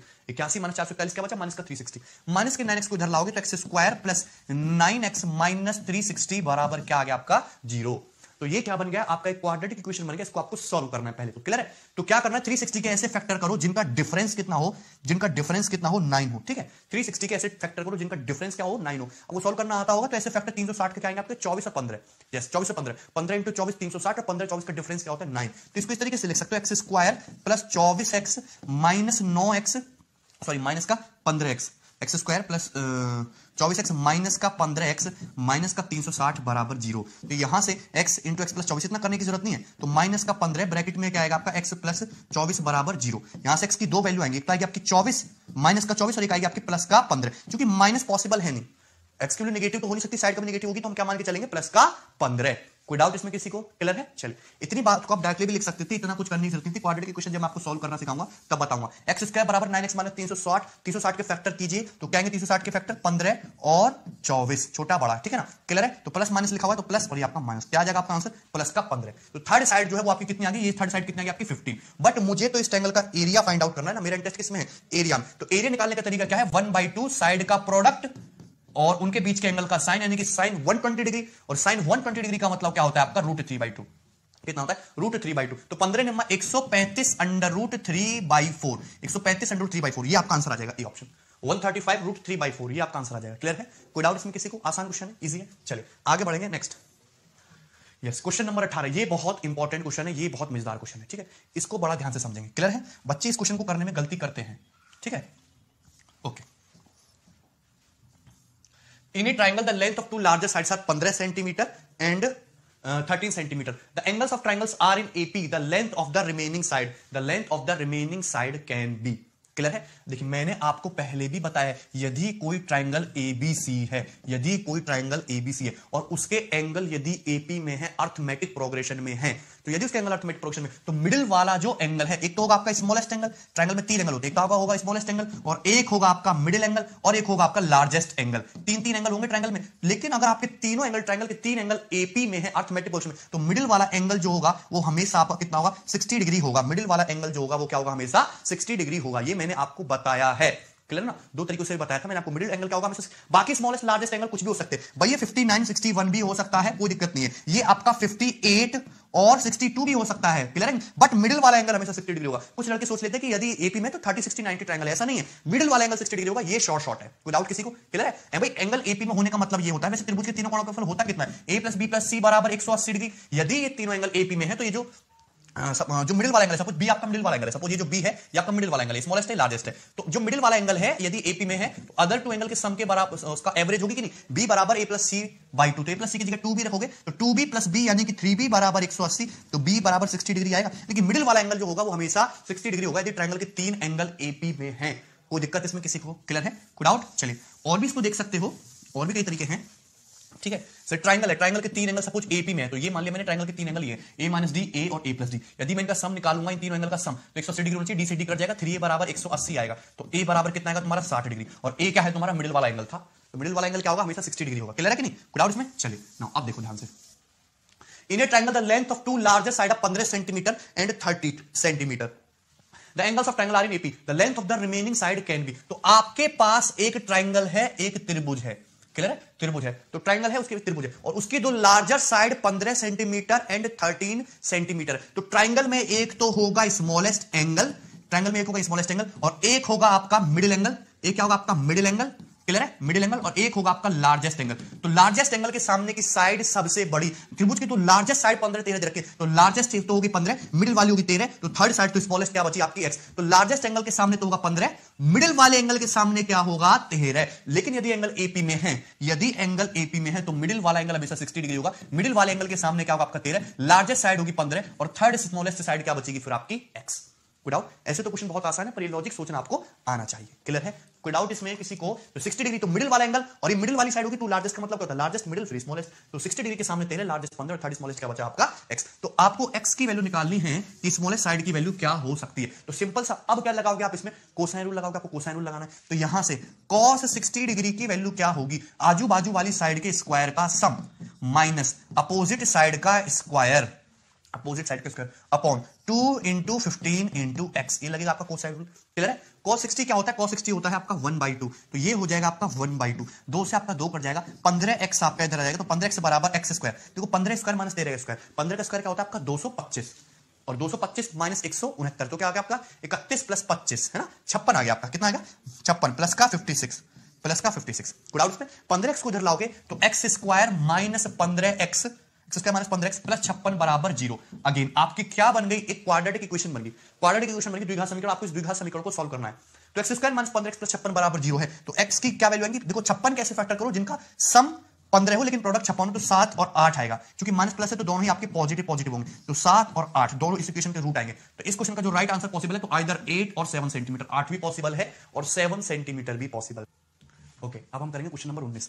ये क्वेश्चन बहुत अच्छा सवाल है, आपके जेड के पेपर का आया हुआ क्वेश्चन है, ठीक है? इसको ध्यान से करेंगे, उसमें कई सारे कंसेप्ट आपके इंक्लूड हुए हैं, ठीक है? The parallel side of a trapezoid A B C D are in the ratio of 4:5, यानी कि आपको एक ट्रेपेजॉइड दिया है एबीसीडी मतलब समलंब चतुर्भुज, मतलब एक ऐसा चतुर्भुज जिसमें आमने सामने की भुजाएं क्या हो, पैरेलल हो। तो इसमें ये जो आपकी साइड बीसी है और ये जो साइड एडी है ये आपकी पैरेलल है और ये 4:5 के अनुपात में है, ऐसा क्वेश्चन में बोला गया है, ठीक है? ABCD is divided into an isosceles triangle ABP and a parallelogram PBCD। इस ट्रेपेजियम को एक आइसोसेलेस ट्रायंगल ABP में डिवाइड कर देगा, पैरेललोग्राम समांतर चतुर्भुज BPCD में बांटा गया, मतलब इस ट्रेपेजियम से एक आइसोसेलेस ट्रायंगल और एक पैरेललोग्राम निकाला गया है अलग अलग, ठीक है जी? ABCD has a perimeter equal to 1120 metre और आपके ट्रेपेजॉइड का जो पेरीमीटर है ट्रेपेजियम का वो 1120 है, जबकि आपके पैरेललोग्राम समांतर चतुर्भुज का जो पेरीमीटर है ABC, आपको find sine of angle ABC। Sine of angle ABC मतलब आपसे इस एंगल के साइन की वैल्यू पूछी है, साइन ऑफ एंगल ABC, ये जो एंगल ABC बन रहा है इसके साइन की वैल्यू आपको क्वेश्चन में बतानी है, कोई दिक्कत नहीं। Given that twice of angle DAB बराबर एंगल BCD, ये दिया गया कि जो एंगल DAB है यानी कि इस एंगल का डबल जो है आपका वो एंगल BCD इसका डबल है, यानी कि अगर एंगल थीटा है तो एंगल BCD इसका डबल यानी कि 2 थीटा है, ऐसा क्वेश्चन में आपको गिवन है, क्लियर है? कोई डाउट इसमें किसी को? तो क्वेश्चन का फ्रेमिंग है, स्टेप बाय स्टेप हम इस क्वेश्चन को सॉल्व करेंगे, ठीक है? आपको कांसेप्ट पता होना चाहिए कि इस क्वेश्चन को हम करेंगे कैसे, ठीक है? तो इस क्वेश्चन को कर देता हूं मैं ये साइड में, ठीक है ना? चलिए नाउ अब हम देखते हैं कि क्वेश्चन को सॉल्व करेंगे कैसे, ठीक है ना? ओके, सबसे पहले मैं एक ट्रेपेजॉइड बनाता हूं, ट्रेपेजॉइड ABCD। तो ये दिख रहा है आपको इस तरीके से, trapezoid ABCD like that, trapezoid ABCD, clear है? कोई डाउट्स में किसी को? ओके, ये हो गया आपका ट्रेपेजॉइड ABCD, इसमें नाम दे देते हैं हम, ओके यस, ये पॉइंट हो गया आपका A, ये पॉइंट हो गया आपका B, ये पॉइंट हो गया आपका C, ये पॉइंट हो गया आपका D। इस ट्रेपेजॉइड के अंदर बनाया गया आपका एक आइसोसेलेस ट्रायंगल ABP इस तरीके से कि ABP आपका आइसोसेलेस ट्रायंगल है और BPCD क्या है आपका एक पैरेललोग्राम है, क्लियर है? ऐसा क्वेश्चन में आपसे बोला गया है, कोई डाउट इसमें? चलिए अब ध्यान देने वाली बात यह है कि हमको ये तो पता है कि ABP एक आइसोसेलेस ट्रायंगल है, पर ये नहीं पता कि इसमें आइसोसेलेस ट्रायंगल में दो साइड इक्वल होती है, ट्रायंगल की कौन सी दो साइड आपकी इक्वल है आपको नहीं पता। लेकिन ये बोला गया है कि ट्रायंगल में एंगल DAB, यदि एंगल DAB थीटा है तो इसका डबल आपका एंगल BCD, यानी कि ये एंगल आपका डबल, ये एंगल आपका 2 थीटा है, क्लियर है? कोई डाउट? यदि मैं पैरेललोग्राम BPDC की बात करूं, अगर ये एंगल 2 थीटा है तो फिर ये एंगल भी आपका 2 थीटा होगा। पैरेललोग्राम में आमने सामने के कोण बराबर होते हैं। अगर मैं पैरेललोग्राम, यदि मैं किसी भी पैरेललोग्राम की बातें करता हूं, जैसे आपका पैरेललोग्राम है, तो पैरेललोग्राम में आमने सामने की भुजाएं बराबर होती हैं तथा आमने सामने की भुजाएं समांतर भी होती है। आमने सामने की भुजाएं बराबर होंगी और आमने सामने की भुजाएं समांतर होंगी। पैरेललोग्राम में आमने सामने के कोण भी इक्वल होते हैं, यानी कि अगर ये एंगल थीटा है तो इसके सामने का एंगल ये एंगल भी थीटा होगा, क्लियर है? लेकिन पैरेललोग्राम के जो दो कॉन्जिक्यूटिव एंगल होते हैं उनका सम 180 डिग्री होता है, समपूरक होते हैं। अगर ये थीटा है तो ये इसका कॉन्जिक्यूटिव नेक्स्ट क्रमागत कोण जो होगा वो 180 माइनस थीटा होगा। थीटा 180 माइनस थीटा, ये थीटा, ये भी कितना होगा आपका 180 माइनस थीटा। तो पैरेललोग्राम के आमने सामने के कोण theta theta equal 180 minus theta, 180 minus theta equal, यानी कि ये अभी मैंने पढ़ाया नहीं पर आपको पता होना चाहिए कि किसी भी समांतर चतुर्भुज में आमने सामने की भुजाएं समांतर तथा बराबर होती हैं, आमने सामने के कोण भी बराबर होते हैं और अल्टरनेट जो आपके क्रमागत कोण होते हैं जो अल्टरनेट एंगल इक्वल होते हैं, कॉन्जिक्यूटिव एंगल उनका सम 180 डिग्री होता है। मैंने बताया कि जब दो पैरेलल लाइन खींचोगे तो इंटीरियर अपोजिट एंगल का सम 180 डिग्री होता है, थीटा, तो कितना होगा 180 माइनस थीटा। ये आपको पता होना चाहिए पैरेललोग्राम के केस में, क्लियर है। ये सारी प्रॉपर्टी हम लगाने की कोशिश करेंगे, यानी कि अगर एंगल 2 थीटा एंगल 2 थीटा है तो ये एंगल कितना बचा फिर आपका 180 माइनस 2 थीटा, 180 माइनस 2 थीटा, तो ये एंगल भी आपका फिर कितना बचा, ये एंगल भी आपका 180 माइनस 2 थीटा ही होगा। दिस एंगल कितना होगा 180 माइनस 2 थीटा, यहां से यहां तक, इसमें कोई दिक्कत किसी को, क्लियर है। चलिए अब हमको ये नहीं पता कि आइसोसेलेस ट्रायंगल की कौन सी दो साइड्स इक्वल है। ओके, यदि मैं ट्रायंगल एबीपी की बात करूं, ये एंगल आपका 2 थीटा है, ये ट्रायंगल एबीपी का एक्सटीरियर एंगल है 2 थीटा, तो ये एंगल आपका कितना हो गया थीटा, कोई डाउट इसमें किसी को, थीटा। आइसोसेलेस ट्रायंगल एबीपी में ये एंगल थीटा है, ये एंगल थीटा है, दैट मींस ये दोनों साइड क्या होंगी आपस में इक्वल होंगी, ये दोनों साइड क्या होंगी आपस में इक्वल होंगी, क्लियर है। कोई डाउट किसी को, यानी कि जो बीपी है वो किसके इक्वल होगा, आपका एपी के इक्वल होगा। थीटा थीटा है तो अपोजिट एंगल इक्वल एंगल के सामने के साइड भी इक्वल होंगे, तो आइसोसेलेस ट्रायंगल में बीपी जो है एपी के इक्वल है। आपसे पूछा है एंगल एबीसी का साइन क्या है, तो ये एंगल एबीसी जो कंप्लीट एंगल कितना बन गया 180 माइनस थीटा, क्या बन गया आपका sine theta plus 180 minus 2 theta, तो साइन 180 माइनस थीटा बन गया। साइन ऑफ एंगल ये एसीबी कितना बन गया, जो आपसे पूछा है sine of angle A C B, clear है, क्या बन गया sine of 180 minus theta, sine of 180 minus theta यानी कि साइन थीटा। तो कुल मिला के आपसे क्वेश्चन में साइन थीटा की वैल्यू पूछी गई है। आपसे क्वेश्चन में पूछा क्या गया, आपसे साइन थीटा की वैल्यू पूछी गई, जो मेरा टारगेट है वो साइन थीटा की वैल्यू निकालना है, क्लियर है ना। बट साइन थीटा डायरेक्टली तो आएगा नहीं, क्लियर है, तो हमको स्टेप बाय स्टेप उसको निकालना होगा। चलिए अब हम यूज करते हैं जो पेरीमीटर की जो इंफॉर्मेशन आपको दी गई है क्वेश्चन में। चलिए ध्यान से देखिए, ट्रिपेजॉइड का जो पेरीमीटर है वो 1120 है, तो ट्रिपेजॉइड में साइड आती कौन सी, साइड बीसी। ये साइड ट्रिपेजॉइड में भी है, ये साइड आपकी पैरेललोग्राम में भी है। साइड सीडी, ये साइड आपकी ट्रिपेजॉइड में भी है, साइड आपकी पैरेललोग्राम में भी है। साइड पीडी, ये आपकी ट्रिपेजॉइड में भी पैरेललोग्राम में भी है। साइड एपी और साइड एबी, ये हो गया ट्रिपेजॉइड का पेरीमीटर, और ये पेरीमीटर दिया है कितना आपको 1120। कंप्लीट पेरीमीटर कितना दिया है 1120, ट्रिपेजॉइड का पेरीमीटर कितना है 1120। जबकि मैं पैरेललोग्राम के पेरीमीटर की बात करूं तो पैरेललोग्राम का पेरीमीटर है 1000, तो पैरेललोग्राम ये प्लस ये और प्लस ये साइड क्या है, ये आपकी कुल मिला के कितना है 1000 मीटर। लेकिन ये साइड तो इसके बराबर है, यदि मैं इस साइड को यहां पे ऐसे मान लूं तो पैरेललोग्राम का एरिया पैरेललोग्राम का पेरीमीटर प्लस दिस साइड, और इस साइड को मैं ऐसे लिख दिया, ये मान लो तो इस सब का सम कितना होना चाहिए 1000 होना चाहिए कि नहीं। यहां से यहां तक का बीसी सीडी एडी 1000, तो आपकी साइड एबी की लंबाई फिर कितनी आ गई 120, साइड एबी की लंबाई कितनी आ गई 120 मीटर। इसमें किसी को कोई दिक्कत है, एक बार मैं फिर से समझाता हूं। इस तरीके से आपका ट्रिपेजॉइड था, उसमें बनाया गया था आपका ये पैरेललोग्राम। तो यहां पे सीधा वर्बली देखने की कोशिश करिए, पैरेललोग्राम में यहां पे ये दोनों साइड इक्वल है, तो पैरेललोग्राम का ये कांटा प्लस ये कांटा प्लस ये कांटा और ये कांटा यानी कि कांटा क्या है आपका बीपी को मैं ऐसे ना बना के, बीपी तो एपी के इक्वल है ना, तो मैं ये कांटा ऐसे बना दी, ये सारा कांटा पैरेललोग्राम का पेरीमीटर है, जो कि कितना दिया है 1000। बीपी को ऐसे ना बना के एपी 1000, और पूरा ट्रिपेजॉइड जो कितने का 1120 का, तो एबी कितना बचा 120 मीटर, एबी कितना बचा 120 मीटर। तो साइड एबी की जो लंबाई है वो कितनी आ गई आपकी 120 मीटर। कोई डाउट इसमें किसी को, एबी इज 120 मीटर, क्लियर है, ठीक है। लेकिन ट्रिपेजॉइड में आपको भी पता है कि आमने सामने की साइड का रेशियो कितना दिया 4:5, यानी कि बीसी अगर 4 यूनिट है तो एडी कितना टोटल 5 यूनिट, एडी टोटल कितना बोला 5 यूनिट, बीसी अगर यहां से यहां तक 4 यूनिट है तो ये कितना तुम्हारा 5 यूनिट, क्लियर है, कितना आपका 5 यूनिट। कोई डाउट इसमें, अगर ये आपका 4 यूनिट है तो ये एडी कंप्लीट यहां से तक कितना 5 यूनिट। बट पैरेललोग्राम में आमने सामने की भुजाएं बराबर होती है, यदि बीसी अगर तुम्हारा 4 यूनिट है तो यहां से यहां तक 4 यूनिट, तो आपका पीडी भी कितना होगा तुम्हारा, पीडी भी आपका मैं यूनिट में बात करूं, पीडी भी कितना होगा तुम्हारा 4 यूनिट ही होगा, तो ये भी तुम्हारा 4 यूनिट होगा, ये भी तुम्हारा 4 यूनिट होगा। जबकि ये 4 यूनिट है तो पूरा कंप्लीट एडी कितना है 5 यूनिट, तो एपी कितना बचा तुम्हारा, एपी बचा तुम्हारा 1 यूनिट, तो यहां से यहां तक की कंप्लीट डिस्टेंस कितनी है 1 यूनिट। लेकिन जितना एपी है उतना ही आपका बीपी, यानी कि बीपी भी कितना होगा आपका 1 यूनिट, बीपी 1 यूनिट है, सीडी भी आपका 1 यूनिट है, क्योंकि पैरेललोग्राम में आमने की भुजाएं क्या है बराबर समांतर। तो बीसी 4 यूनिट, पीडी 4 यूनिट, जबकि एडी पूरा कितना है 5, तो कितना बचा 1 यूनिट, ये भी 1 यूनिट हो गया, ये भी 1 यूनिट हो गया। तो पैरेललोग्राम का कंप्लीट पेरीमीटर कितना हुआ 4 + 4 8 और 1 9 और 1 10। पैरेललोग्राम का कंप्लीट पेरीमीटर 10 यूनिट है, जो कि 1000 मीटर के इक्वल है, तो 1 यूनिट की वैल्यू 100 मीटर के बराबर आ गई। तो पैरेललोग्राम का जो पेरीमीटर के हिसाब से 1 यूनिट की वैल्यू कितने के बराबर आ गई 100 मीटर, यानी कि जो साइड एबी है इसकी जो वैल्यू है वो कितनी आ गई आपकी 100 मीटर। ये जो 1 यूनिट है इसकी वैल्यू कितनी आ गई आपकी ये 100 मीटर, क्लियर है। बाकी की हमें जरूरत ही नहीं है, क्योंकि हमसे सिर्फ क्वेश्चन में क्या पूछा है साइन थीटा, हमसे क्वेश्चन पूछा क्या उसने साइन थीटा की वैल्यू पूछी, हमारा जो टारगेट है वो साइन थीटा की वैल्यू निकालना है, क्लियर है ना। चलिए अब मैं साइन थीटा की वैल्यू आसानी से निकाल सकता हूं, मैं ट्रायंगल एबीपी पे फोकस करूं। यदि मैं सिर्फ और सिर्फ ट्रायंगल एबीपी पे फोकस करूं तो ये आपका ट्रायंगल है ट्रायंगल एबीपी, जिसमें ये आपका कितना है 120, ये आपका कितना है 100, ये आपका कितना है 100, और ये एंगल कितना है आपका थीटा, ये एंगल कितना है आपका थीटा। कोई डाउट किसी को, समझ में कि नहीं? 120 है 100, ये 100, ये भी आपका थीटा, ये दोनों थीटा थीटा। ये तो मैं यहाँ पे कोसाइन रूल से cos थीटा की वैल्यू आसानी से निकाल सकता हूं, वहां से cos थीटा जाएगा, फिर cos थीटा से आपका sin थीटा आसानी से आ जाएगा। कोई दिक्कत किसी को? तो अच्छा सवाल था, लेकिन आपको 120 100 में भी कैलकुलेशन करने की जरूरत नहीं है। आप भाई जब cos थीटा कैलकुलेट करोगे तो अल्टीमेटली cos थीटा का मतलब रेशियो ही तो है भाई, cos थीटा का मतलब रेशियो ही तो है, तो रेशियो ले लो, इसको और सिंपलीफाई कर लो, 20 पंजे 100, 20 पंजे 100 और 20 छिक्का 120, यानी कि मैं 6 5 5 में मुझको कोसाइन रूल लगाना है। क्लियर है कि नहीं? और सिंपलीफाई करके लिखो, क्योंकि cos थीटा का रेशियो तो साइड का रेशियो तो लेना है, तो cos थीटा लगाएंगे आजू बाजू वाली साइड के स्क्वायर का सम, यानी कि 6 square plus 5 square minus opposite side का स्क्वायर अपॉन 2 इंटू 6 इंटू 5, ये हो जाएगा भाई। देखिए 5 स्क्वायर से आपका 5 स्क्वायर कट गया, और 6 से आपका एक 6 हट जाएगा, तो 2 से 6 आपका 3 बार, तो cos थीटा की जो वैल्यू आएगी वो भाई 3/5 आ गई। सिंपलीफाई किया, cos थीटा की वैल्यू कितना है 3/5, ठीक है ना? क्योंकि 5 स्क्वायर से आपका क्या कट गया था, 5 स्क्वायर कट गया था, ठीक है ना? 6 से 6 स्क्वायर कट गया, तो 2 से 6 3 बार, cos थीटा की वैल्यू कितनी आ गई आपकी 3/5। cos थीटा 3/5 है, तो ये क्या दर्शाता है अपना, sin थीटा कितना है 4/5। sin थीटा की वैल्यू कितनी हो जाएगी 4/5। कोई दिक्कत किसी को? sin थीटा की वैल्यू कितनी हो जाएगी 4/5। तो इस क्वेश्चन का जो करेक्ट आंसर है वो कितना है 4/5। क्लियर है? कोई डाउट किसी को? आसान क्वेश्चन है, इजी क्वेश्चन। चलिए अब देखेंगे next question number 2। Question number next देखेंगे, क्वेश्चन नंबर 20 है आपका, ये आपके कैट के पेपर का आया हुआ क्वेश्चन है, ठीक है? मैं अच्छे एग्जाम्स के अच्छे क्वेश्चन कराने की कोशिश करता हूं, साइन रूल के ऊपर बेस्ड क्वेश्चन है, इजी क्वेश्चन है, ऐसा कोई तोप सवाल नहीं है। Two state roads R1 and R2 diverge from a point A at an angle of 120 degree. तो दो सड़क हैं जो एक दूसरे से 120 डिग्री के एंगल पर डाइवर्ज होती है पॉइंट A पे। तो यहां पे इस तरीके से आपकी दो सड़क हो गई, दो सड़क है, ये एंगल जो 120 डिग्री का है, और ये आपका पॉइंट A है, आपकी रोड R1 है, रोड R1, और ये आपकी रोड R2 है, दो रोड अलग अलग है। क्लियर है? चलिए उसके बाद क्या बोला है, Ram starts walking from point a along R1 eight uniform speed of 3 kilometre per hour. Ram जो है रोड R1 की तरफ चलना शुरू करता है, 3 किलोमीटर पर आवर की चाल से चल रहा है आपका राम रोड R1 की तरफ।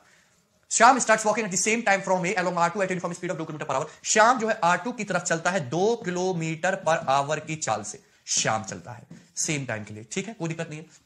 They continue walking for 4 hours, वो 4 घंटे तक कंटिन्यूअस चलते हैं। तो 4 घंटे में राम दूरी कितनी जाएगा, 1 घंटे में 3 किलोमीटर जाता है, तो 4 घंटे में दूरी कितनी जाएगा राम 12 किलोमीटर। तो यानी कि वो 12 किलोमीटर तो चला गया आपका राम इस साइड, और ये श्याम भी आपका 4 घंटे तक ट्रेवल करता है, तो 4 दूनी 8, 2 किलोमीटर पर आवर के हिसाब से 4 घंटे में कितनी दूरी जाएगा 8, यानी कि श्याम भी रोड R2 की तरफ चला गया कितना 8 किलोमीटर। ये कितनी डिस्टेंस कितनी होगी आपकी यहां से यहां तक की 8। कोई डाउट इसमें किसी को? क्लियर है? ठीक है ना? इस सवाल सबको दिखाई दे रहा है ना? कोई डाउट नहीं होना चाहिए किसी को इसमें। ओके, इसके बाद along their respective road and reach points B and C. Ram तो पहुंच गया आपका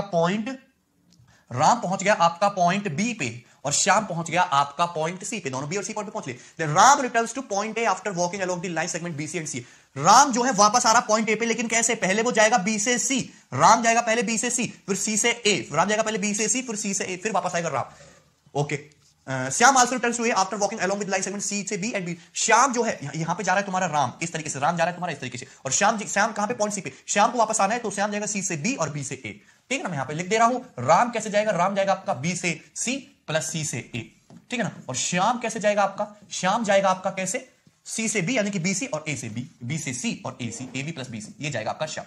कोई डाउट इसमें किसी को? देयर स्पीड रिमेन अनचेंज, वो सेम स्पीड से जा रहे हैं, यानी कि राम अपनी स्पीड, राम की स्पीड कितनी है 3 किलोमीटर पर आवर, और श्याम की स्पीड कितनी है 2 किलोमीटर पर आवर, 3 और 2 दोनों की स्पीड दे रखी है। The time interval between Ram and Shyam returns to point ए। उनके पॉइंट ए पे जो पहुंचने का जो टाइम इंटरवल है, उनके बीच का डिफरेंस कितना है, टाइम इंटरवल पूछा है, जो उनके बीच को पहुंचने का जो समय लगता है, उनके बीच में इंटरवल कितना, डिफरेंस कितना है, राम को पॉइंट ए पे पहुंचने पे और श्याम को पॉइंट ए में पहुंचने में जो समय लगेगा, उनका डिफरेंस क्या होगा? कोई दिक्कत है इसमें किसी को? है ना? आसान सवाल है। चलिए अब पहले इसको देख लेते हैं कि इसको करेंगे कैसे। सबसे पहली बात तो कि आपको राम को चलाना है बी से सी, श्याम को भी बी से सी चलाना है, तो सबसे पहले आपको बी से सी डिस्टेंस पता होनी चाहिए। तो मेरा टारगेट है बी से सी निकालना। तो इसमें ये एंगल कितना दिया 120 डिग्री, तो हम क्या करेंगे इसमें कोसाइन रूल लगाएंगे। क्या लगाएंगे इस पे? कोसाइन रूल लगा के निकाल सकता बी से सी। तो क्या लगाओगे cos 120 डिग्री बराबर आजू बाजू वाली साइड के स्क्वायर का सब 144 प्लस 64, तो 144 प्लस 64 कितना होगा तुम्हारा 208 माइनस ये कितना है आपका BC स्क्वायर अपॉन 2 इंटू भाई 12 स्क्वायर प्लस 8 स्क्वायर, तो 208 हो गया तुम्हारा, अपॉन 2 इंटू 12 इंटू 8 साइड का पर 2 इंटू 12 इंटू 8 ये आ जाएगा ना। और cos 120 डिग्री सबको पता है कितना होता है माइनस का 1/2, 2 से आपका 2 कट जाएगा 12 96 माइनस का 96 बराबर 208 माइनस BC स्क्वायर, तो BC बराबर 208 प्लस 96 यानी कितना हो जाएगा तुम्हारा 314, 8 से 14 9 और 1 10 314, ठीक है ना? 8 से 2 और 1 10 304 आएगा। क्लियर है? 304। कोई डाउट में किसी को? 304 तो BC स्क्वायर आएगा 304, मुझे चाहिए BC की वैल्यू, तो 304 को कैसे लिख सकते हो 19 से कम 19 और कितना बचे 11 19 114, क्लियर है कि नहीं? 19 चिक्का 114, तो ये BC स्क्वायर आ गया। BC स्क्वायर बराबर 19 इंटू 16, दोनों तरफ से अंडर रूट ले लिया, तो BC बराबर 16 का अंडर रूट तो 4 आ गया और 19 का अंडर रूट 19 आ गया, तो BC बराबर कितना आ गया आपका 4 अंडर रूट 19। तो BC जिस डिस्टेंस है आपकी 4 अंडर रूट 19 के बराबर है, 4 under root 19 metre is your BC। Clear है? कोई डाउट इसमें किसी को? So BC is 4 under root 19 metre. Clear? कोई डाउट? चलिए अब तो कुछ करना ही नहीं, क्वेश्चन आपका खत्म हो चुका है। क्लियर है? आपको राम का समय निकालना और शाम का समय निकाला है, ए तक पहुंचने का, उनके बीच का टाइम इंटरवल निकाला है। तो पहले मैं बात करता हूं राम के लिए। राम जाता है बी से सी, तो कितनी दूरी जाएगा 4 अंडर रूट 19। फिर जाता है सी से ए, कितनी दूरी जाएगा प्लस का 8 किलोमीटर, 8 मीटर है, किलोमीटर है। कितने की स्पीड से जाएगा 3 किलोमीटर पर आवर की स्पीड से बटे 3। ये तो हो गया राम को पहुंचने में लगा समय पॉइंट ए पर। राम जाएगा बी से सी, सी से टोटल डिस्टेंस कितनी गया Ram 4 under root 19 plus 8 kilometre. कितने की चाल है राम की? चाल कितनी है 3 किलोमीटर पर आवर, तो राम को इतना समय लगेगा। अब बात करते हैं श्याम की। श्याम बेचारा पॉइंट सी पे था, तो श्याम जो जाएगा आप सी से बी जाएगा, फिर बी से ए जाएगा, तो सी से बी तक श्याम कितनी दूरी जाएगा 4 अंडर रूट 19, फिर बी से ए तक कितनी जाएगा 12। लेकिन ये कितने की स्पीड से जाएगा आपका? ये जाएगा 2 किलोमीटर पर आवर की स्पीड से। इनके बीच का क्या पूछा आपसे? डिफरेंस पूछा है। इनके बीच का क्या पूछा आपसे? डिफरेंस पूछा है। क्लियर है? कोई डाउट है इसमें किसी को? आसान क्वेश्चन है, इजी है। आपको पॉजिटिव वैल्यू लेनी है, आपको पॉजिटिव वैल्यू लेनी, साइज से कोई मतलब नहीं है। 3 और 2 का एलसीएम कितना हो जाएगा आपका? 6 हो जाएगा, तो 3 दूनी 6, तो 2 चौक 8 अंडर रूट 19, और 3 दूनी 6, 2 8 16, माइनस 2 3 6, तो 12 अंडर रूट 19, और 2 कितना हो गया तुम्हारा? 2 3 6, और ये माइनस का 36, 2 3 6। क्लियर ना? तो यहां पे जो नेगेटिव साइन आएगा उसको इग्नोर कर दो, नेगेटिव साइन को इग्नोर कर दो, तो ये 8 अंडर रूट 19 12 अंडर रूट 19 कितना आ जाएगा तुम्हारा? 4 अंडर रूट 19, माइनस का 4 अंडर रूट 19, 16 और 36, माइनस का 20 आएगा, तो प्लस का 20 बटा 6। जो माइनस का साइन आ रहा है वो मैंने हटा दिया भाई। 8 under root 19 minus 12 under root 19, तो कितना आएगा? माइनस का 4 अंडर रूट 19, 16 माइनस 36, तो माइनस का 20, तो क्या मान लिया मैंने? माइनस कॉमन ले लिया, तो 4 अंडर रूट 19 प्लस का 20 रहेगा, माइनस को इग्नोर कर दिया क्योंकि आपको डिफरेंस निकाला था। एक्चुअली में ये क्या था आपका? एक्चुअली में ये आपका माइनस का साइन नहीं था, डिफरेंस, टाइम इंटरवल के बीच में डिफरेंस निकालना था। पॉजिटिव में से नेगेटिव वैल्यू घटानी है। अब क्या करना है? दो से दो, दोनों तरफ ऊपर नीचे से 2 कॉमन ले लीजिए। 2 कॉमन ले लोगे तो ऊपर क्या बचेगा तुम्हारा? 2 अंडर रूट 19 प्लस 10/3 आवर। ये आपका आंसर आएगा 2 अंडर रूट 19 प्लस 10/3, 2 और यहां से 10, और नीचे से क्या बचेगा तुम्हारा? ऊपर से भी 2, नीचे से भी 2 कॉमन लेके काट दिया, 2 under root 19 plus 10 upon 3 hour. ये आपके इस क्वेश्चन का आंसर हो जाएगा। क्लियर है? कोई डाउट इसमें किसी को? आसान था क्वेश्चन था, इजी क्वेश्चन। तो इस क्वेश्चन का जो राइट आंसर है वो 2 अंडर रूट 19 प्लस 10/3 आवर, ये जो है ये इस क्वेश्चन का करेक्ट आंसर हो जाएगा। क्लियर है? क्वेश्चन दिखाई दे रहा होगा आपको, है ना? आप देख सकते हो क्या था क्वेश्चन। ठीक है, इसको खुद से भी सॉल्व करने की कोशिश किया करो सवालों को। ठीक है, आप शीट का प्रिंट आउट भी अपने पास रखें, क्योंकि आप उससे डायरेक्टली देख सकते हो, उसका फोल्डर बना लें, क्योंकि आपके पास इतनी सारी शीट्स हो जाएंगी जब सिलेबस कंप्लीट हो। क्लियर है? चलिए।